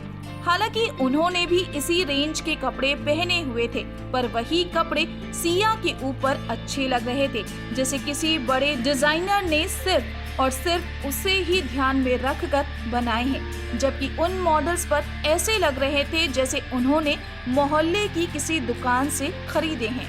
उनके ऐसे एक्सप्रेशन देखकर सिया उनके पास आई और कहा, मैं 26 साल की हूँ, अब मुझ में तुम लोगों जैसी ताकत नहीं बची है। तुम सारे जवान हो, इसीलिए ठीक है, कोई बात नहीं, स्टेज पर मिलते हैं। इस बात में सिया के कहने का मतलब ये था कि तुम सबको मैं रैंप पर देख लूंगी। राजवीर भी आ चुका था और सबके साथ बाहर बैठकर इंतजार कर रहा था और जैसे ही राशि ने जाकर उसे नेहा की शिकायत की, उसके चेहरे पर गुस्सा साफ दिखने लगा और उसने मन ही मन सोचा, इस नेहा का तो कुछ करना ही पड़ेगा। नेहा अपने पर आने वाली मुसीबत से बिल्कुल अनजान थी। उसे बिल्कुल नहीं पता था कि वो अपने ऊपर किस मुसीबत को न्योता दे रही है। उसे तो लग रहा था कि सिया भी उसी की तरह है, आम इंसान है, बल्कि उससे भी नीचे है, जिसे वो जितना चाहे परेशान कर सकती है। उसे नहीं पता था कि सिया के पीछे उसका प्यार करने वाला पति राजवीर खड़ा है। शो शुरू होने वाला था। सारी मॉडल्स अपने लास्ट मिनट की तैयारियों में लगी हुई थी। किसी को मेकअप में कमी लग रही थी तो किसी को अपने कपड़ों में, क्योंकि सिया को शो ओपन करने के लिए बस एक ही बार स्टेज पर जाना था, इसीलिए सिया को एक ही कपड़े पहनने थे और वो तैयार थी। नेहा अपनी फ्रेशर मॉडल्स को लेकर आई थी, पर फिर भी उसकी नजरों में एक बात का अहम साफ झलक रहा था कि मेरी ये नई मॉडल्स भी तुमसे बेहतर हैं। तुम्हारा करियर कहीं नहीं पहुंचेगा और तुम चाहकर भी मिरेकल एंटरटेनमेंट ज्वाइन नहीं कर पाओगी। राशि को ये देखकर बहुत गुस्सा आ रहा था। राशि ने नेहा की ओर देखा और कहा, ये खुद को समझती क्या है और इसे इतना किस बात का गुरूर है। मुझे तो बस उस समय का इंतजार है जब मिरेकल एंटरटेनमेंट तुम्हारे लिए साइनिंग सेरेमनी रखेंगे और तब मैं इसकी शक्ल देखना चाहती हूँ। क्या इसके बाद भी इतना घमंड और इतना गुरूर दिखा पाएगी? सिया, जब तुम्हें पता ही है कि उसका अंत क्या होने वाला है और उसे जोर का झटका लगने वाला है, तुम्हारे हाथ में उस चीज का मौका है, तो फिर तुम क्यों परेशान हो रही हो? और वैसे भी जो लोग इतना गुरूर करते हैं वो लोग बहुत आसानी से दूसरों को अपनी कमजोरी बता देते हैं। सिया को अपने शो के लिए मेंटली प्रिपेयर होना था। अपने दिमाग में शो की तैयारियों की आउटलाइन बना रही थी। उसे पता था कि इसी शो में एक फेमस मॉडल ऋतु आने वाली है, पर अब तक वो आई नहीं थी। शो बस शुरू होने के थोड़े ही पहले वो अपने चाचा अरुण कुमार के साथ आई। अरुण कुमार भी एक अवार्ड विनिंग एक्टर है। अरुण कुमार को देखकर शो डायरेक्टर उनके पास गया और कहा, अरे वेलकम सर, मुझे नहीं पता था कि आप आने वाले हैं, वरना मैं आपको लेने बाहर तक आता। अरुण कुमार, फालतू ज्यादा अच्छा बनने की जरूरत नहीं है। मुझे तुम एक बात बताओ, जब ऋतु शो में हिस्सा ले रही है तो उसके ओहदे को देखते हुए शो की शुरुआत को उससे क्यों नहीं कराया गया? किसी और को क्यों लिया गया? डायरेक्टर के पास में कोई जवाब नहीं था। वो बड़ी दुविधा की स्थिति में फंस चुका था। तभी उसने सिया की ओर देखा और अरुण कुमार को मनाने के लिए कहा, सर, वैसे भी मिस ऋतु शो का फिनाले कर रही हैं। स्टार्ट और फिनाले दोनों ही शो का अहम हिस्सा हैं। तभी बीच में ऋतु ने कहा, मुझे इस शो की ओपनिंग करनी थी। ऋतु को ऐसे लोगों से सख्त नफरत थी जो बीच में अचानक से आ जाते हैं। तभी ऋतु ने डायरेक्टर की ओर देखकर कहा, शो की शुरुआत या अंत मुझे उससे कोई फर्क नहीं पड़ता। मैं इस शो में ऐसी किसी भी मॉडल को बर्दाश्त नहीं कर पाऊंगी जो अचानक से आ टपकी है। ऋतु की बातों से साफ नजर आ रहा था कि वो सिया को स्टेज पर जाने ही नहीं देना चाहती है। बाकी लोग खड़े होकर सिया की बुरी किस्मत के मजे ले रहे थे, क्योंकि उन सब के दिमाग में एक ही ख्याल चल रहा था कि अभी थोड़ी देर पहले तो ये देखो कितनी बड़ी बड़ी बातें कर रही थी और अब तो इसे शो में जाने का मौका ही नहीं मिल रहा है। क्योंकि डायरेक्टर को ये नहीं पता था कि सिया पहले ही मिरेकल एंटरटेनमेंट ज्वाइन कर चुकी है, तो उसे तो बस ये लग रहा था कि करिश्मा ने एक दोस्त होने के नाते सिया का नाम सुझाया है और अपनी दोस्त को तो वो मना सकता था, इसीलिए उसने यही करना बेहतर समझा और वो सिया के पास पहुंचा। डायरेक्टर ने सिया से कहा, देखो सिया, ये सब कुछ सिर्फ करिश्मा की दोस्ती के लिए कर रहा था, पर इस वक्त मेरे पास तुमसे माफी मांगने के अलावा और कोई रास्ता नहीं है। राशि को बहुत गुस्सा आ रहा था। राशि ने गुस्से में कहा, आप लोगों के लिए क्या ये सब मजाक है? इस तरीके से किसी की भावनाओं के साथ खेलना? राशि इतने गुस्से में थी कि अगर उसका बस चलता तो इस वक्त शो के डायरेक्टर को ही मार डालती, पर सिया एकदम शांत खड़ी थी, जैसे कुछ हुआ ही ना हो, और उसने उसी शांति से डायरेक्टर की ओर देखा और कहा, देखिए, अब मैं आ ही चुकी हूँ, मेकअप भी हो ही चुका है, कपड़े भी पहन चुकी हूँ, ऑलमोस्ट पूरी तैयार हूँ। अगर आप मुझे हटाते हैं तो अभी आपको तुरंत नई मॉडल लानी पड़ेगी। अगर आपको सही लगता है तो मैं शो की ना तो शुरुआत करूँगी ना ही फिनाले में जाऊँगी, बीच में कोई भी पार्ट कर लूँगी। अगर आप ठीक समझे तो मुझे बताएं। डायरेक्टर एकदम अचरज में था। उसने ये उम्मीद नहीं की थी कि सिया इतनी आसानी से मान जाएगी और उसकी इतनी मदद कर देगी। उसने बहुत एहसानमंद होते हुए कहा, बहुत बहुत शुक्रिया मेरी बात को समझने के लिए और मेरी इज्जत रखने के लिए। बाकी मॉडल्स को ये अंदाजा नहीं था कि इतनी बेइज्जती होने के बाद में सिया इतनी आसानी से चीजों को संभाल लेगी और इतनी आसानी से मिले हुए शो की शुरुआत का मौका छोड़ देगी। जिस दौरान सिया डायरेक्टर से बात कर रही थी, उतनी ही देर में राशि ने बाहर जाकर राजवीर को सारी बातें बता दी थी। बैक स्टेज आखिर क्या चल रहा है ये बता दिया। सारी बात सुनने के बाद में राजवीर ने पीयूष के कान में कुछ कहा। इधर ऋतु और उसके चाचा अपनी तारीफों के पुल बांध रहे थे कि उन्होंने जो चाहा हो वो पा लिया था।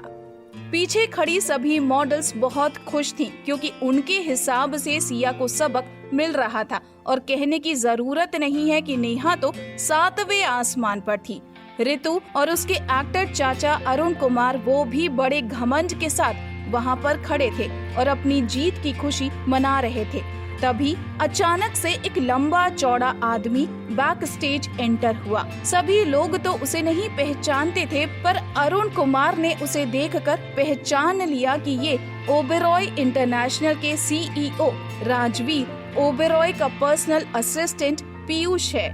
पीयूष को देखते ही एक्टर पीयूष की तरफ बढ़ा और उसने पास जाकर बोला, पीयूष जी, आप यहाँ क्या कर रहे हैं? पीयूष ने उसकी बातों का जवाब देना जरूरी नहीं समझा और वो इधर उधर नजरें दौड़ाकर सिया को ढूंढता रहा। जैसे ही पीयूष की नजर सिया पर पड़ी, वो सिया के पास गया और सिया के पास जाकर उसने कहा, मिस सिंघानिया, सर को पता चला आप यहाँ पर हैं, इसीलिए सर ने मुझे आपसे बात करने के लिए भेजा है। सर आज रात को आपके साथ डिनर करना चाहते हैं, क्या आप फ्री हैं? सिया अच्छे से जानती थी कि ये सब कुछ पीयूष राजवीर के कहने पर जानबूझकर कर रहा है, इसीलिए सिया ने मुस्कुराते हुए कहा, हाँ बिल्कुल, मुझे खुशी होगी उनके साथ डिनर करके। अरुण कुमार को ये तो सुनाई नहीं दिया कि पीयूष और सिया के बीच में क्या बातें हो रही हैं, पर जिस तरीके से और जिस तमीज से पीयूष सिया से बात कर रहा था, उससे ये तो समझ में आ गया कि सिया कोई आम मॉडल नहीं है। वो कहीं न कहीं से ओबेरॉय इंटरनेशनल के मालिक राजवीर ओबेरॉय या ओबेरॉय इंटरनेशनल से जुड़ी हुई है और राजवीर ओबेरॉय को गुस्सा दिलाने का मतलब ये था कि हो सकता है उसका खुद का करियर भी खत्म हो जाए, और ऐसा वो कभी नहीं कर सकता था। तभी पीयूष के वहां से जाते ही अरुण कुमार ने अपनी भतीजी ऋतु का हाथ छोड़ा और सिया से जाकर माफी मांगने की स्थिति में लगभग गिड़गिड़ाते हुए कहा, मिस सिंघानिया, थोड़ी देर पहले मैं आपको गुस्सा बिल्कुल नहीं दिलाना चाहता था। मेरा ऐसा कोई बिल्कुल मतलब नहीं था। मुझे उम्मीद है आपने बुरा नहीं माना होगा। अब इस वक्त वहाँ खड़े लोगों को समझ में नहीं आ रहा था कि क्या ये वाकई में जाकर सिया से माफी मांग रहा है, क्योंकि थोड़ी देर पहले तो ये चीख चिल्ला रहा था, अपने ओहदे का रुतबा दिखा रहा था। अभी अचानक से ये कैसे डरपोक बिल्ली बन चुका है। ये सब देखकर नेहा का हाल तो ऐसा था कि वो चिढ़कर अपने बाल ही नोच लेगी। तभी उसने सोचा, अरे इनकी कोई हाय हेलो तक ही होगी, क्योंकि अगर इससे ज्यादा होती तो सिया इसका फायदा जरूर उठाती। वहीं बाकी की मॉडल्स को ऐसा लग रहा था जैसे वो खुली आंखों से सपना देख रही हों और सपने में ही सारी कहानी चल रही है। ऋतु को समझ ही कुछ नहीं आ रहा था कि अभी हो क्या रहा है। इसीलिए उसने अपने चाचा का हाथ पकड़ते हुए कहा, चाचा जी, आप इससे माफी क्यों मांग रहे हैं? आखिर इसमें ऐसा क्या है जो आप इससे माफी मांग रहे हैं? हम पहले ही तय कर चुके हैं, बिना ऑडिशन के ऐसे कहीं से भी रिश्वत देकर आए हुए लोगों को हम बर्दाश्त नहीं कर सकते। अरुण कुमार ने बात को संभालते हुए ऋतु की ओर देखकर कहा, बेटा, अभी तुम्हारी उम्र ही क्या है? तुम्हारे पास में शो स्टॉपर बनने के बहुत मौके आएंगे। तुम ऐसा क्यों नहीं करती हो कि ये वाला मौका तुम मिस सिंघानिया को दे दो। ऋतु को अभी भी कुछ समझ नहीं आ रहा था, पर वो आश्चर्य से अपने चाचा को देख रही थी। तभी सिया ने अरुण कुमार की ओर देखकर कहा, नहीं, ऐसा बिल्कुल नहीं है। आपको मुझे ऐसा कोई मौका भी देने की जरूरत नहीं है, क्योंकि मुझे पता नहीं था कि यहाँ पर ऑडिशन हुए हैं। मैं तो अपनी एक दोस्त की मदद करने के लिए यहाँ पर आ गई थी, और यूँ अचानक से आए हुए को पहला मौका देना, जैसा कि आपने कहा, गलत है तो गलत ही होगा। ये कहकर सिया वहाँ से चली गई। अरुण कुमार को समझ नहीं आया कि सिया ने उसे माफ किया या नहीं। राजवीर का नाम ही सिया की मदद करने के लिए काफी रहा। उसे पर्सनली आने की भी जरूरत नहीं पड़ी थी। वैसे भी लोगों को सर से पांव तक जानने के लिए राजवीर का नाम ही काफी है। अब क्योंकि लोगों के स्टेज पर आने के ऑर्डर चेंज हो चुके थे, इसीलिए अब सिया को तीसरे नंबर पर भेजा जा रहा था। सिया को इस बात से कोई फर्क नहीं पड़ रहा था उसने क्या कपड़े पहने होंगे या वो स्टेज पर किस नंबर पर जाएगी, क्योंकि सिया अच्छे से जानती थी कि वो सिया है। पर वहीं ऋतु नर्वस हो चुकी थी, क्योंकि अब अरुण कुमार ने ऋतु को पीयूष के आने की सच्चाई और पीयूष कौन है ये सब कुछ बताया। तो अब ऋतु को ये लग रहा था कि शायद उसने अनजाने में ही अपने चाचा के साथ मिलकर ओबेरॉय इंटरनेशनल को नाराज कर लिया है, और अब पता नहीं उसका क्या होगा। इसीलिए वो अपने शो पर पूरी तरह से ध्यान नहीं दे पा रही थी। हालांकि सिया उसके लिए चाहती भी यही थी कि वो इस तरीके से नर्वस हो। तभी ऋतु ने अरुण कुमार के पास जाकर कहा, चाचा जी, आपको क्या लगता है ओबेरॉय इंटरनेशनल वाले मुझसे नाराज होंगे? पर इस बात का जवाब दे कौन सकता था? किसी के पास भी इस बात का कोई जवाब नहीं था, क्योंकि राजवीर क्या सोचता है ये कोई समझ नहीं सकता। इसीलिए अरुण कुमार ने ऋतु की ओर देख कर कहा, मुझे नहीं पता है, पर अगर ऐसा है तो तुम्हारा चाचा भी अब तुम्हें बचा नहीं पाएगा। ये सुनकर ऋतु और नर्वस हो गई। अब शो बिल्कुल शुरू होने ही वाला था, पर ऋतु बहुत ज्यादा घबराई हुई थी। इसी घबराहट में वो ऐसे ही स्टेज पर आ गई और अपने ही गाउन में फंसकर लगभग गिर गई। पर फिर दूसरे नंबर पर चलने वाली मॉडल ने उसे पकड़ लिया था। ऋतु गिरने से तो बच गई, पर ऑर्गेनाइजर्स को उसने डिसअपॉइंट कर दिया था, क्योंकि सभी को ये लग रहा था कि ऋतु ने सिया से शो स्टॉपर की जगह इतनी जिद करके इतना प्रेशर दिलवा कर छीनी तो शायद स्टेज पर कुछ अच्छा करेगी। और हालांकि वो मॉडल भी अच्छी थी, पर फिर भी इस वक्त जो उसकी परफॉर्मेंस थी उससे सभी लोग डिसअपॉइंटेड थे। अब तीसरा नंबर सिया का था। स्टेज के नीचे एक इंसान शांति से अंधेरे कोने में अपनी कुर्सी पकड़कर बैठा हुआ था और स्टेज पर अपनी पत्नी के आने का इंतजार कर रहा था। पहली 2 मॉडल्स के साथ में जो हादसा हुआ, उसके बाद में सभी दर्शकों के लिए तीसरी आने वाली मॉडल ही शो स्टॉपर थी, क्योंकि शो अब सही तरीके से शुरू होने वाला था। सिया जैसे ही स्टेज पर आई, हमेशा की तरह स्टेज पर छा गई। असल में सिया को देखकर हमेशा से ऐसा ही लगता था कि जैसे उसके अंदर 2 आत्माएं हैं, एक बैक स्टेज के लिए और एक स्टेज पर पहुंचने के बाद के लिए। क्योंकि बैक स्टेज जो लड़की बिल्कुल इमोशनलेस, शांत और नीरस बैठी होती है, स्टेज पर आने के बाद ऐसा लगता है जैसे उसके अंदर किसी और की आत्मा आ गई है। उसकी चमक, उसकी बॉडी लैंग्वेज, उसकी प्रेजेंटेशन सब कुछ अलग होती है। सिया को पता है कब किस तरह से एक्सप्रेशन देने हैं। जैसे ही सिया दूसरे कपड़ों में आई, दर्शक उसे देखकर पागल हो गए। लोगों को पूरे शो के बाद में जो सबसे ज्यादा याद रहा वो सिया थी, क्योंकि बाकी की मॉडल्स तो स्टेज पर आई, बस अपना काम किया और चली गई। अब तो डायरेक्टर को भी समझ में आ रहा था कि करिश्मा ने आखिर सिया का नाम क्यों सुझाया था। पर वहीं स्टेज के नीचे बैठी नेहा इस बात को एक्सेप्ट कर ही नहीं पा रही थी कि वाकई में सिया इतनी अच्छी है। उसका दिल जानता था कि सिया अच्छी है, पर उसका दिमाग इस बात को मानने से इनकार कर रहा था। फिर भी उसने मन ही मन सोचा, तुम चाहे कितनी भी अच्छी हो जाओ, मिरेकल एंटरटेनमेंट ज्वाइन नहीं कर पाओगी। जिस वक्त सिया स्टेज पर थी, राजवीर की नजर सिर्फ और सिर्फ सिया पर टिकी हुई थी। वो 1 सेकेंड के लिए भी ना तो अपनी पलक झपका पाया, ना ही उसकी सिया से नजर हटी। सिया ने भी अपनी वॉक के एंड में पूरे ऑडिटोरियम में अपनी नजर घुमाई और राजवीर को देखा। दोनों की आंखें आपस में टकराई और बस आंखों ही आंखों में दोनों ने बात कर ली। सिया के प्रोफेशनलिज्म और उसकी परफॉर्मेंस को देखकर तो डायरेक्टर ने ये तय कर लिया था कि वो सिया के साथ आगे काम जरूर करेगा। तभी शो डायरेक्टर की नजर दर्शकों में बैठे एक ऐसे आदमी पर पड़ी जो सिया की ओर ही देखे जा रहा था। 1 सेकेंड के लिए भी उसकी नजरें सिया से हट ही नहीं रही थी। वो सिया को इस तरीके से देख रहा था जैसे कोई अपनी चीज को हक से और लोगों की नजरों से बचाने के लिए देखता है।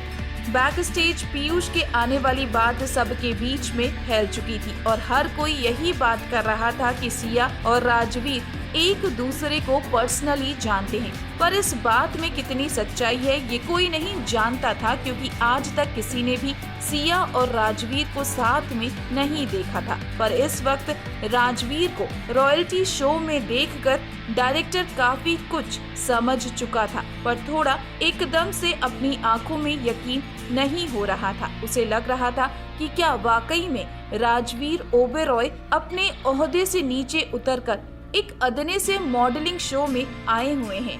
राजवीर को देखकर डायरेक्टर जितना खुश था उससे ज्यादा डरा हुआ था। अगर वाकई में सिया राजवीर को पर्सनली जानती है और उसने बैक स्टेज जो हुआ वो राजवीर को बता दिया तो राजवीर उसका क्या हाल करेगा।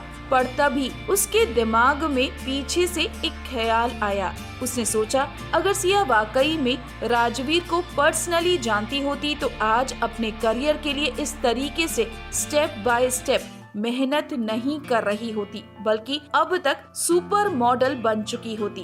वो राजवीर के ओहदे का इस्तेमाल जरूर करती। तो ऐसा नहीं होगा, पर अगर ऐसा हुआ तो डायरेक्टर एक बार फिर से दुविधा में पड़ गया था। राजवीर चूंकि एक कोने में बैठा हुआ था इसलिए हर कोई उसे देख नहीं सकता था और डायरेक्टर का दिमाग चाहे कुछ भी कहे पर राजवीर की आंखों के एक्सप्रेशन को भुला नहीं पा रहा था। तभी राजवीर की नजर शो डायरेक्टर पर पड़ी। दोनों की नजरें आपस में मिली और राजवीर ने उसे चुप रहने का इशारा किया। डायरेक्टर ने मन ही मन सोचा कि वाकई में ये राजवीर ओबेरॉय ही है। डायरेक्टर को कुछ समझ नहीं आ रहा था। ऐसा लग रहा था कि उसकी जुबान पर ताला लग चुका है। शो के लास्ट में डिजाइनर सभी मॉडल्स के लिए स्टेज पर दर्शकों को धन्यवाद देने के लिए आए और सभी मॉडल्स के बीच में दर्शकों को जो सबसे ज्यादा याद रहेगी वो है सिया। सिया की नजर उस जगह पर पहुंची जहां राजवीर बैठा हुआ था, पर इस वक्त वो सीट खाली थी और राजवीर पहले ही बाहर जा चुका था। इस वक्त राजवीर अपनी कार में बैठा था और डायरेक्टर उसकी कार की खिड़की के बाहर खड़ा होकर उससे बात कर रहा था। डायरेक्टर सर झुकाए हुए उसकी हर बात का जवाब दे रहा था। राजवीर, मेरे यहाँ होने के बारे में किसी को पता नहीं चलना चाहिए। डायरेक्टर, जी सर, बिल्कुल, ऐसा कैसे हो सकता है कि मैं आपकी बात काट दूं? मैं किसी को नहीं बताऊंगा। राजवीर, और आज रात को किस किस ने सिया को परेशान किया है? डायरेक्टर, सर, वो दरअसल मॉडल ऋतु सिया के शो में होने से ज्यादा खुश नहीं थी। उनके हिसाब से सिया किसी को रिश्वत देकर या किसी की पहचान की वजह से शो स्टॉपर थी, इसीलिए वो अपने पक्ष को भारी करने के लिए अपने चाचा को साथ लेकर आई थी। जानबूझकर डायरेक्टर ने ना तो अपना नाम लिया ना ही नेहा का, बस आगे इतना कहा, सॉरी, मुझे नहीं पता था कि आप और सिया एक दूसरे को जानते हैं, वरना जो भी हुआ वो नहीं होता। राजवीर, आज जिसने भी सिया को परेशान किया है, तुम्हें पता है उनके साथ क्या करना है? डायरेक्टर राजवीर की कार की खिड़की के बाहर सर झुकाकर इस तरह से खड़ा था जैसे कोई अपने मालिक के सामने खड़े हैं। उसकी नजरें सिर्फ जमीन को देख रही थीं। इस दौरान उसने एक बार भी नजर उठाकर राजवीर की ओर नहीं देखा, बल्कि उसे देखकर तो ऐसा लग रहा था जैसे आज अपनी आंखें घर से आते वक्त घर पर ही भूल आया है। सिया अपना काम खत्म करके पार्किंग में आई। राजवीर की कार के साथ में डायरेक्टर को खड़ा देखकर एक बार को झिझक गई, पर फिर उसे याद आया कि उसने राजवीर से वादा किया था कि अपने रिश्ते को लेकर वो इतना ज्यादा झिझक नहीं करेगी। इसीलिए सिया आराम से जाकर कार में राजवीर के बगल में बैठ गई। शो के कारण सिया काफी थक चुकी थी, इसीलिए राजवीर ने धीरे से उसके बालों को सहलाया और उसे आराम करने के लिए कहा कि मेरी गोद में सर रखकर सो जाओ, पर क्योंकि कोई और उनके साथ खड़ा था, इसीलिए संकोच की वजह से सिया ने मना कर दिया। तभी राजवीर ने डायरेक्टर की ओर देखा और कहा, और हाँ, ये भी याद रखना कि तुमने हम दोनों को साथ में नहीं देखा है। डायरेक्टर, हाँ सर, मैं बिल्कुल समझ गया, मैं एक भी शब्द नहीं कहूँगा। डायरेक्टर से बात करने के बाद में राजवीर ने अपनी कार की खिड़की का शीशा बंद कर लिया और पीयूष से कार आगे बढ़ाने के लिए कहा। उनके निकलते ही डायरेक्टर ने एक चैन की गहरी सांस ली। ऐसा लग रहा था जैसे इतनी देर से वो अपनी सांस रोक कर खड़ा था। डायरेक्टर के अपने कंफ्यूजन्स थे। उसे समझ नहीं आ रहा था कि अगर सिया राजवीर के साथ इस तरीके से जुड़ी हुई है तो उसने अब तक राजवीर के ओहदे का फायदा क्यों नहीं उठाया, क्योंकि इन दोनों को तो देखकर ये तो नहीं लग रहा है कि इनका रिश्ता कोई सीधा रिश्ता है। तभी डायरेक्टर के पास में करिश्मा का फोन आया। करिश्मा, आज सिया का परफॉर्मेंस कैसा था? डायरेक्टर, बस यही कहूँगा कि वो वाकई में टॉप मॉडल कहने के लायक है। जैसे वो पहले थी आज भी वैसी ही है। करिश्मा, अच्छा, मैंने तुम्हें शायद बताया नहीं, मैंने सिया को पहले ही मिरेकल एंटरटेनमेंट में हायर कर लिया है। डायरेक्टर, तुम्हारी पसंद बहुत अच्छी है। डायरेक्टर की बातों का दोहरा मतलब था, क्योंकि इस वक्त सिया के साथ में राजवीर भी जुड़ा हुआ है। हालांकि डायरेक्टर ने करिश्मा को राजवीर और सिया के रिश्ते के बारे में कुछ नहीं बताया, वो बोल ही नहीं सकता था। करिश्मा, और नेहा उन नई मॉडल्स को लेकर आई थी? डायरेक्टर, हाँ, आई तो थी, पर नेहा का रवैया सिया के प्रति कुछ खास अच्छा नहीं है। करिश्मा, हाँ, उन दोनों की एक पुरानी कहानी है, और वैसे भी मैंने नेहा को अब तक नहीं बताया है कि सिया को मैंने हायर कर लिया है। नेहा धीरे धीरे करिश्मा का भरोसा खो रही थी। तभी डायरेक्टर बैक स्टेज पहुंचा, जहां पर नेहा मिरेकल एंटरटेनमेंट की नई मॉडल्स के सामने डींगे हाँक रही थी। नेहा, कोई फर्क नहीं पड़ता कि वो कितनी प्रोफेशनल है और कितनी अच्छी मॉडल है, या उसका परफॉर्मेंस कितना अच्छा था। उसके पास अब करियर के कुछ साल बचे हैं और तुम लोगों के सामने एक लंबा करियर बाकी है। और सबसे बड़ी बात ये है कि तुम सब मिरेकल एंटरटेनमेंट की मॉडल हो और वो चाहे कुछ भी कर ले, मिरेकल एंटरटेनमेंट ज्वाइन नहीं कर सकती। इसीलिए उससे ज्यादा इम्प्रेस होने की जरूरत नहीं है।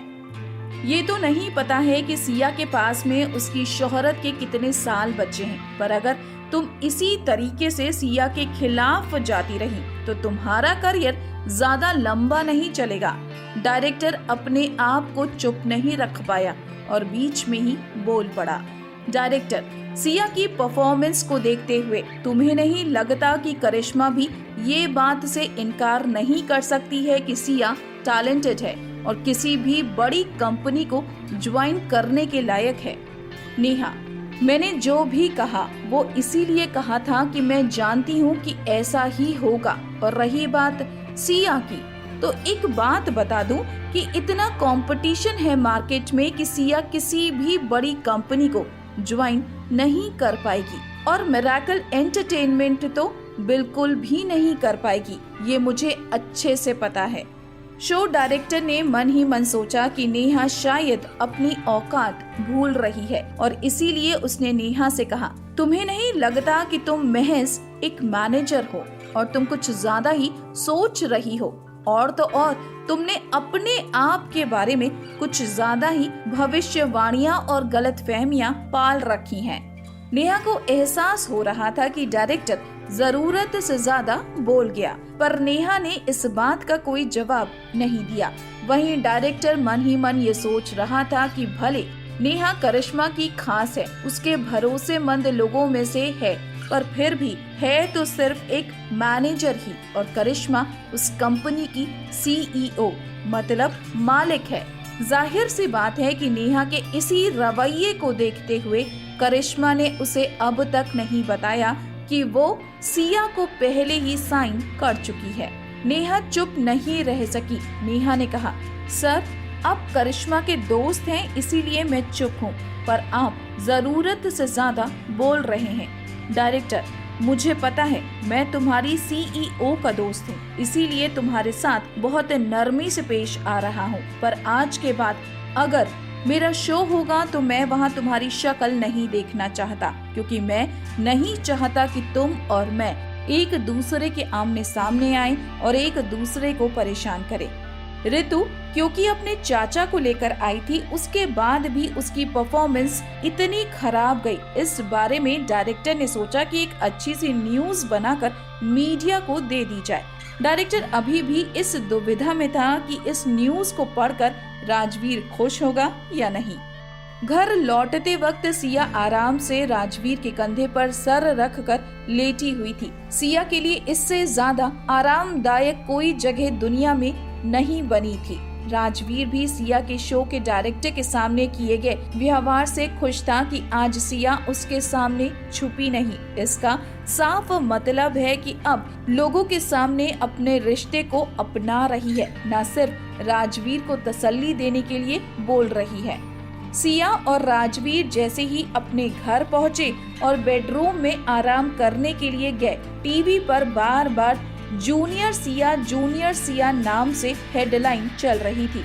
उसे देखकर राजवीर ने सिया की ओर देखा और कहा, लगता है स्टार वंडर तुम्हारे नाम का अच्छा खासा इस्तेमाल कर रहे हैं और तुम्हारे नाम पर पीहू के लिए पब्लिसिटी बटोर रहे हैं।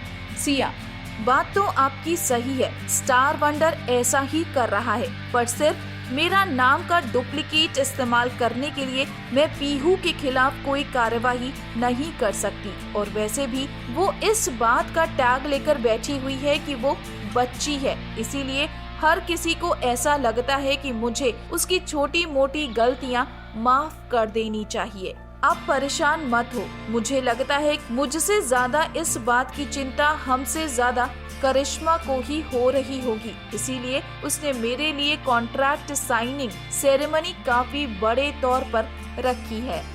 राजवीर अच्छे से जानता था कि इस बात के खिलाफ अगर सिया नहीं खड़ी हो सकती है, पर सिया के फैंस जरूर इस बात की खिलाफत कर सकते हैं और राजवीर ने हमेशा से सिया के फैंस को खुद मैनेज किया है। राजवीर, तुम्हारा नेहा के साथ आमना सामना कैसा रहा? सिया, मुझे ऐसा लगता है कि नेहा को सबक सिखाने की जगह मैंने और ज्यादा गुस्सा दिला दिया है और उसका पारा और चढ़ा दिया है। पता नहीं करिश्मा क्या सोच रही होगी। राजवीर, तुम परेशान मत हो, करिश्मा एक कंपनी की सीईओ है, इस बात का अंदाजा उसे पहले से रहा होगा।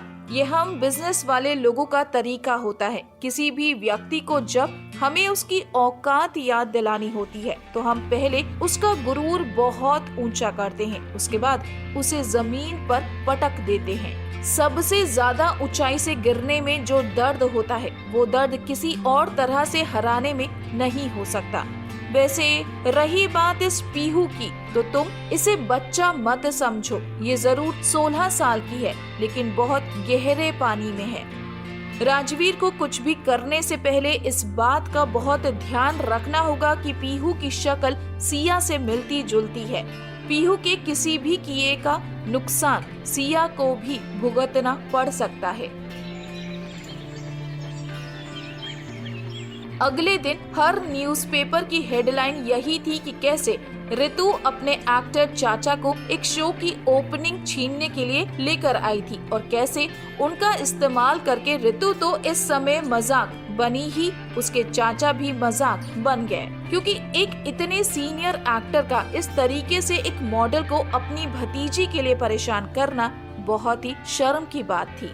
ये खबर पढ़कर नेहा ने मन ही मन सोचा कि ये खबर जरूर सिया ने ही फैलाई है, क्योंकि सिया बदला लेने वालों में से है, इसीलिए सिया इस मौके का फायदा जरूर उठाएगी।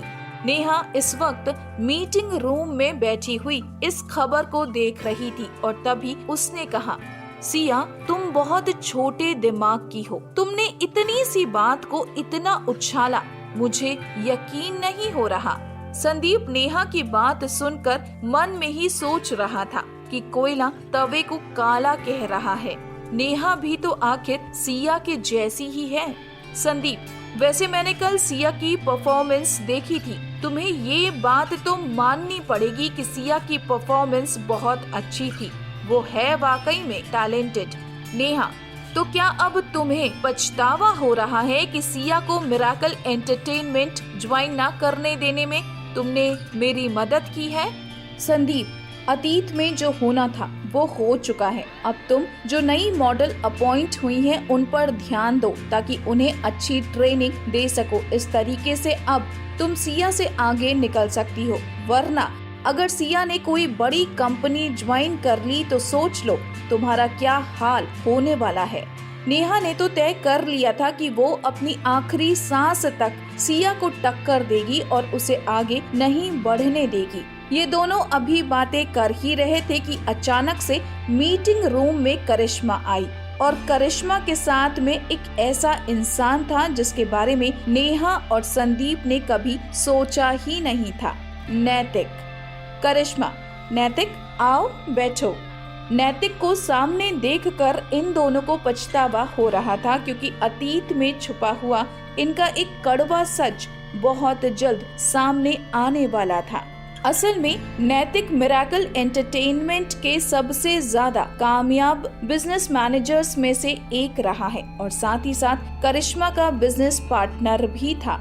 नैतिक ने अपने करियर में बहुत सारे मॉडल्स को सुपरस्टार बनाया था और उनके करियर की ऊंचाइयों तक पहुंचाया था, पर अचानक से 2 साल पहले उसकी अपनी एक आर्टिस्ट के साथ में उसके अफेयर की खबर जैसे ही मीडिया में आई, उन दोनों के बीच में एक जबरदस्त झगड़ा हुआ और उस झगड़े के बाद में उसी रात एक कार एक्सीडेंट में बुरी तरह से घायल हो गया और एक की मौत हो गई। ठीक होने के बाद नैतिक सब कुछ छोड़ छाड़ कर अपने गांव वापस लौट गया।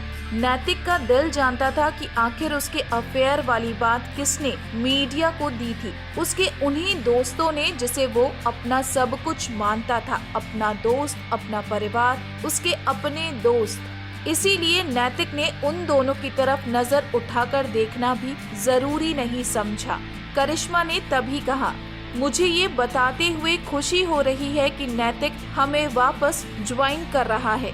नैतिक, करिश्मा तुमने मुझे बुलाया था। तुम्हारा दोस्त होने के नाते मैं यहाँ पर आ गया हूँ, पर मैंने ये कभी नहीं कहा कि मैं वापस तुम्हें ज्वाइन करूँगा। मैं ऐसे लोगों के साथ में बिल्कुल काम नहीं करता जिनका काम करने का तरीका कुत्ते और सुअरों की तरह हो। ये सब सुनकर संदीप और नेहा दोनों घबरा से गए। उन्हें लगा कि बस उनकी सच्चाई सामने आने ही वाली है, पर ऐसा लग रहा था जैसे करिश्मा को अंदाजा था कि नैतिक ऐसा ही कुछ कहेगा, इसीलिए वो पहले से तैयार थी। उसने नैतिक की ओर देखा और कहा, तुम मेरे केबिन में जाकर मेरा इंतजार करो, मुझे तुम्हें कुछ दिखाना है। नैतिक के जाने के बाद करिश्मा संदीप और नेहा की ओर मुड़ी और कहा, नए मॉडल्स अच्छे लग रहे हैं, पर उन्हें फिर से प्रोफेशनल ट्रेनिंग की जरूरत है। नेहा, तो क्या नैतिक को इनको हैंडल करने के लिए बुलाया गया है? करिश्मा, नहीं, नैतिक को उसके लिए नहीं बुलाया गया है। उसकी जिम्मेदारी तो मैं तुम दोनों पर छोड़ रही हूँ। नेहा को अब समझ में नहीं आ रहा था कि आखिर नैतिक को बुलाया किस लिए है, और करिश्मा ने ये सब कुछ उन दोनों को अभी बताया भी नहीं, क्योंकि वो इन दोनों के मुंह पर पड़ते हुए तमाचे का कैसे मजा छोड़ सकती है। करिश्मा जैसे ही अपने केबिन में पहुंची, नैतिक एक पैर के ऊपर पैर रखकर जोर जोर से अपना पैर हिला रहा था। करिश्मा को उसे इस तरीके से देखकर हंसी आ गई और उसने कहा, इतने बेसब्र क्यों हो रहे हो? नैतिक ने खड़े होकर कहा, तुम मुझसे कुछ बात करना चाहती थी, मुझे कुछ दिखाना चाहती थी, दिखाओ क्या है? करिश्मा ने अपनी ड्रॉर से सिया की सारी डिटेल्स निकालकर नैतिक के सामने रख दी। नैतिक ने जैसे ही सिया का पहला वीडियो देखा तो वो चौंक गया। करिश्मा ने कहा, अंदाजा कुछ कुछ मिलता जुलता नहीं लग रहा है? नैतिक, वो सब ठीक है, पर तुम मुझसे क्या चाहती हो? करिश्मा, मैं चाहती हूँ कि तुम इस मॉडल को मैनेज करो।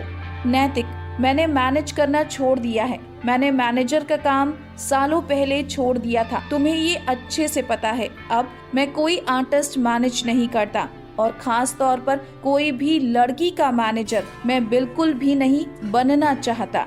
और रही बात पूजा से मिलते जुलते होने की, तो वो ये चाहे पूजा से कितनी भी मिलती जुलती हो, पर है सिर्फ उसकी कॉपी ही, ओरिजिनल नहीं है। करिश्मा, सिया जब अपने करियर के चरम पर थी, तुम्हारी पूजा की उस समय कोई औकात नहीं थी, इसीलिए मेरी बात पर भरोसा मानो और मुझसे वादा करो कि इस सब को अच्छे से देखने के बाद एक बार ठंडे दिमाग से उसके बारे में सोचोगे जरूर। वैसे मैं तुम्हें बता दूं कि मैंने सिया को ऑफिशियली साइन कर लिया है। अभी तक मैंने इस चीज को अनाउंस नहीं किया है। संदीप और नेहा को भी उसके बारे में कुछ नहीं पता है। मुझे कल एक परफ्यूम एंडोर्समेंट के लिए सिया को जाने के लिए कहना है। बेहतर होगा तुम सिया तक ये बात पहुंचाओ और तुम भी वहां चले जाओ, ताकि सिया से मिलो, बातचीत करो, पहचान बनाओ। ये तुम दोनों के लिए अच्छा होगा। नैतिक ऐसे किसी भी एंडोर्समेंट में जाने में इंटरेस्टेड तो नहीं था, और उसका ना बताना सिया के लिए मुसीबत खड़ी कर सकता था। तभी करिश्मा ने सिया को फोन किया और कहा, मैंने तुम्हें तुम्हारे नई मैनेजर की डिटेल और रिज्यूम मेल किया है, एक बार चेक कर लो। सिया, मेरा यकीन मानो तो ये इंसान बहुत अच्छा है, और अगर एक बार ये तुम्हारे साथ काम करने के लिए तैयार हो गया और तुम दोनों की बॉन्डिंग अच्छी बन गई, तो तुम्हारे करियर को ऊंचाइयों पर पहुंचने से कोई रोक नहीं सकता। बस थोड़ा ध्यान रखना, जंगली किस्म का इंसान है और थोड़ा मूडी है। सिया, ठीक है, मैं देखती हूँ। हालांकि सिया किसी भरोसेमंद को अपना मैनेजर तो रखना चाहती थी जो उसके लिए वफादार रहे, पर क्योंकि करिश्मा ने इसको हायर कर लिया था, इसीलिए सिया ने कुछ भी कहना सही नहीं समझा। वो करिश्मा से आगे बात करने लगी। करिश्मा, देखो, स्पेशल कंट्रीब्यूशन अवार्ड के बाद में तुमने अब मिरेकल एंटरटेनमेंट ज्वाइन कर लिया है। तुम पहले ही ए ग्रेड मॉडल की लिस्ट में आ चुकी हो। अब मैं चाहती हूँ कि तुम इंटरनेशनल स्टेज पर अपना जलवा दिखाओ और उस मुकाम पर पहुँचो जहाँ पर तुम थी, बल्कि जहाँ तक पहुँच सकती थी। मेरा यकीन मानो, मैं तुम्हें हर तरह से सपोर्ट करूँगी। अभी सिया करिश्मा से बात कर ही रही थी कि राजवीर ने उसका मेल चेक करना शुरू कर दिया था। बात होने के बाद में सिया राजवीर को देखते हुए जैसे ही आई, राजवीर पहले ही सिया का मेल पढ़ रहा था। सिया के नए मैनेजर का नाम देखकर राजवीर थोड़ा उदास था। सिया ने उसकी ओर देखा और कहा, क्या हुआ? राजवीर, मुझे लगता है मिरेकल एंटरटेनमेंट में भेजकर मैंने गलती कर दी। सिया, आप ऐसा क्यों बोल रहे हो? राजवीर, क्योंकि तुम्हारे लिए करिश्मा ने जिस मैनेजर को रखा है, इसका पहले एक आर्टिस्ट के साथ अफेयर रह चुका है। ये सुनकर सिया के चेहरे पर मुस्कुराहट आ गई। सिया ने राजवीर के कंधे पर हाथ रखते हुए कहा, क्या हो गया आपको? जलन हो रही है क्या? राजवीर, नहीं, मैं क्यों जलूंगा? वैसे भी तुम मेरी हो, सिर्फ मेरी। अगर मेरी चीज मेरे सामने से कोई छीन कर ले मैं कुछ ना करूं तो गलती किसकी होगी? सिया, राजवीर, परेशान मत हो। आप अच्छे से जानते हो कि एक रिश्ते में रहते हुए दूसरा रिश्ता बनाने के मैं सख्त खिलाफ हूँ। राजवीर जानता था कि सिया करण, लोरी और अपने रिश्ते के बारे में बात कर रही है। सिया, आप एक बात का हमेशा भरोसा रखना, मैं जब आपके साथ हूँ तो मेरा अतीत, मेरा आज और मेरा आने वाला कल हमेशा आपके साथ होगा। मैं हमेशा आपके साथ रहूंगी और अगर कभी भी ऐसा कुछ हो जाए जहाँ पर आपका विश्वास मुझ पर डगमगाने लगे तो बस थोड़ा इंतजार करना और मुझे अपनी बात कहने का मौका देना। मुझे पूरा यकीन है हमारे बीच में कोई गलतफहमी कभी नहीं आएगी। मैं दुनिया के किसी भी कोने से भागकर आपके पास वापस आऊंगी, बस मेरा इंतजार करना। राजवीर, मैं वादा करता हूँ, मेरा दिल, मेरा दिमाग, मेरी जिंदगी, मेरा रास्ता, अब सब कुछ तुमसे ही जुड़ा होगा। सिया, तो फिर अब मुझे डरने की तो जरूरत ही नहीं है। मुझे अब किसी भी चीज से डर नहीं लगेगा। राजवीर, जब तक मैं तुम्हारे साथ हूँ तुम्हें किसी से भी डरने की जरूरत नहीं है और ना ही डरना चाहिए। ये कहकर सिया और राजवीर एक दूसरे की बाहों में समा गए। नैतिक ने सिया को एंडोर्समेंट के बारे में कुछ बताया ही नहीं और ना ही अपना कंप्यूटर चालू किया जिससे उसे कोई नई खबर मिल सके। इसका नतीजा ये निकला कि सिया को उसके बारे में कुछ पता ही नहीं था। इधर करिश्मा के पास ऑर्गेनाइजर ने फोन किया। ऑर्गेनाइजर, करिश्मा, ये सब क्या हो रहा है? सिया कहाँ है? वो अब तक आई क्यों नहीं? ये किस वजह से हो रहा है? क्या ये जूनियर सिया का जो ड्रामा मीडिया में चलाया जा रहा है, क्या सिया इसीलिए इतने नाटक कर रही है? करिश्मा को यकीन नहीं हो रहा था कि नैतिक ने सिया के साथ नाकाम करने का मन बना लिया है और हद तो ये हो गई कि उसने सिया को इस काम के बारे में बताया तक नहीं है। इस कहानी का अगला भाग देखने के लिए आप मेरे चैनल के सब्सक्राइब कर बेल को प्रेस करें ताकि नया एपिसोड आने पर आपको नोटिफिकेशन मिल जाए। आपको यह वीडियो अच्छा लगा हो तो लाइक, शेयर और कमेंट जरूर कीजिएगा। धन्यवाद।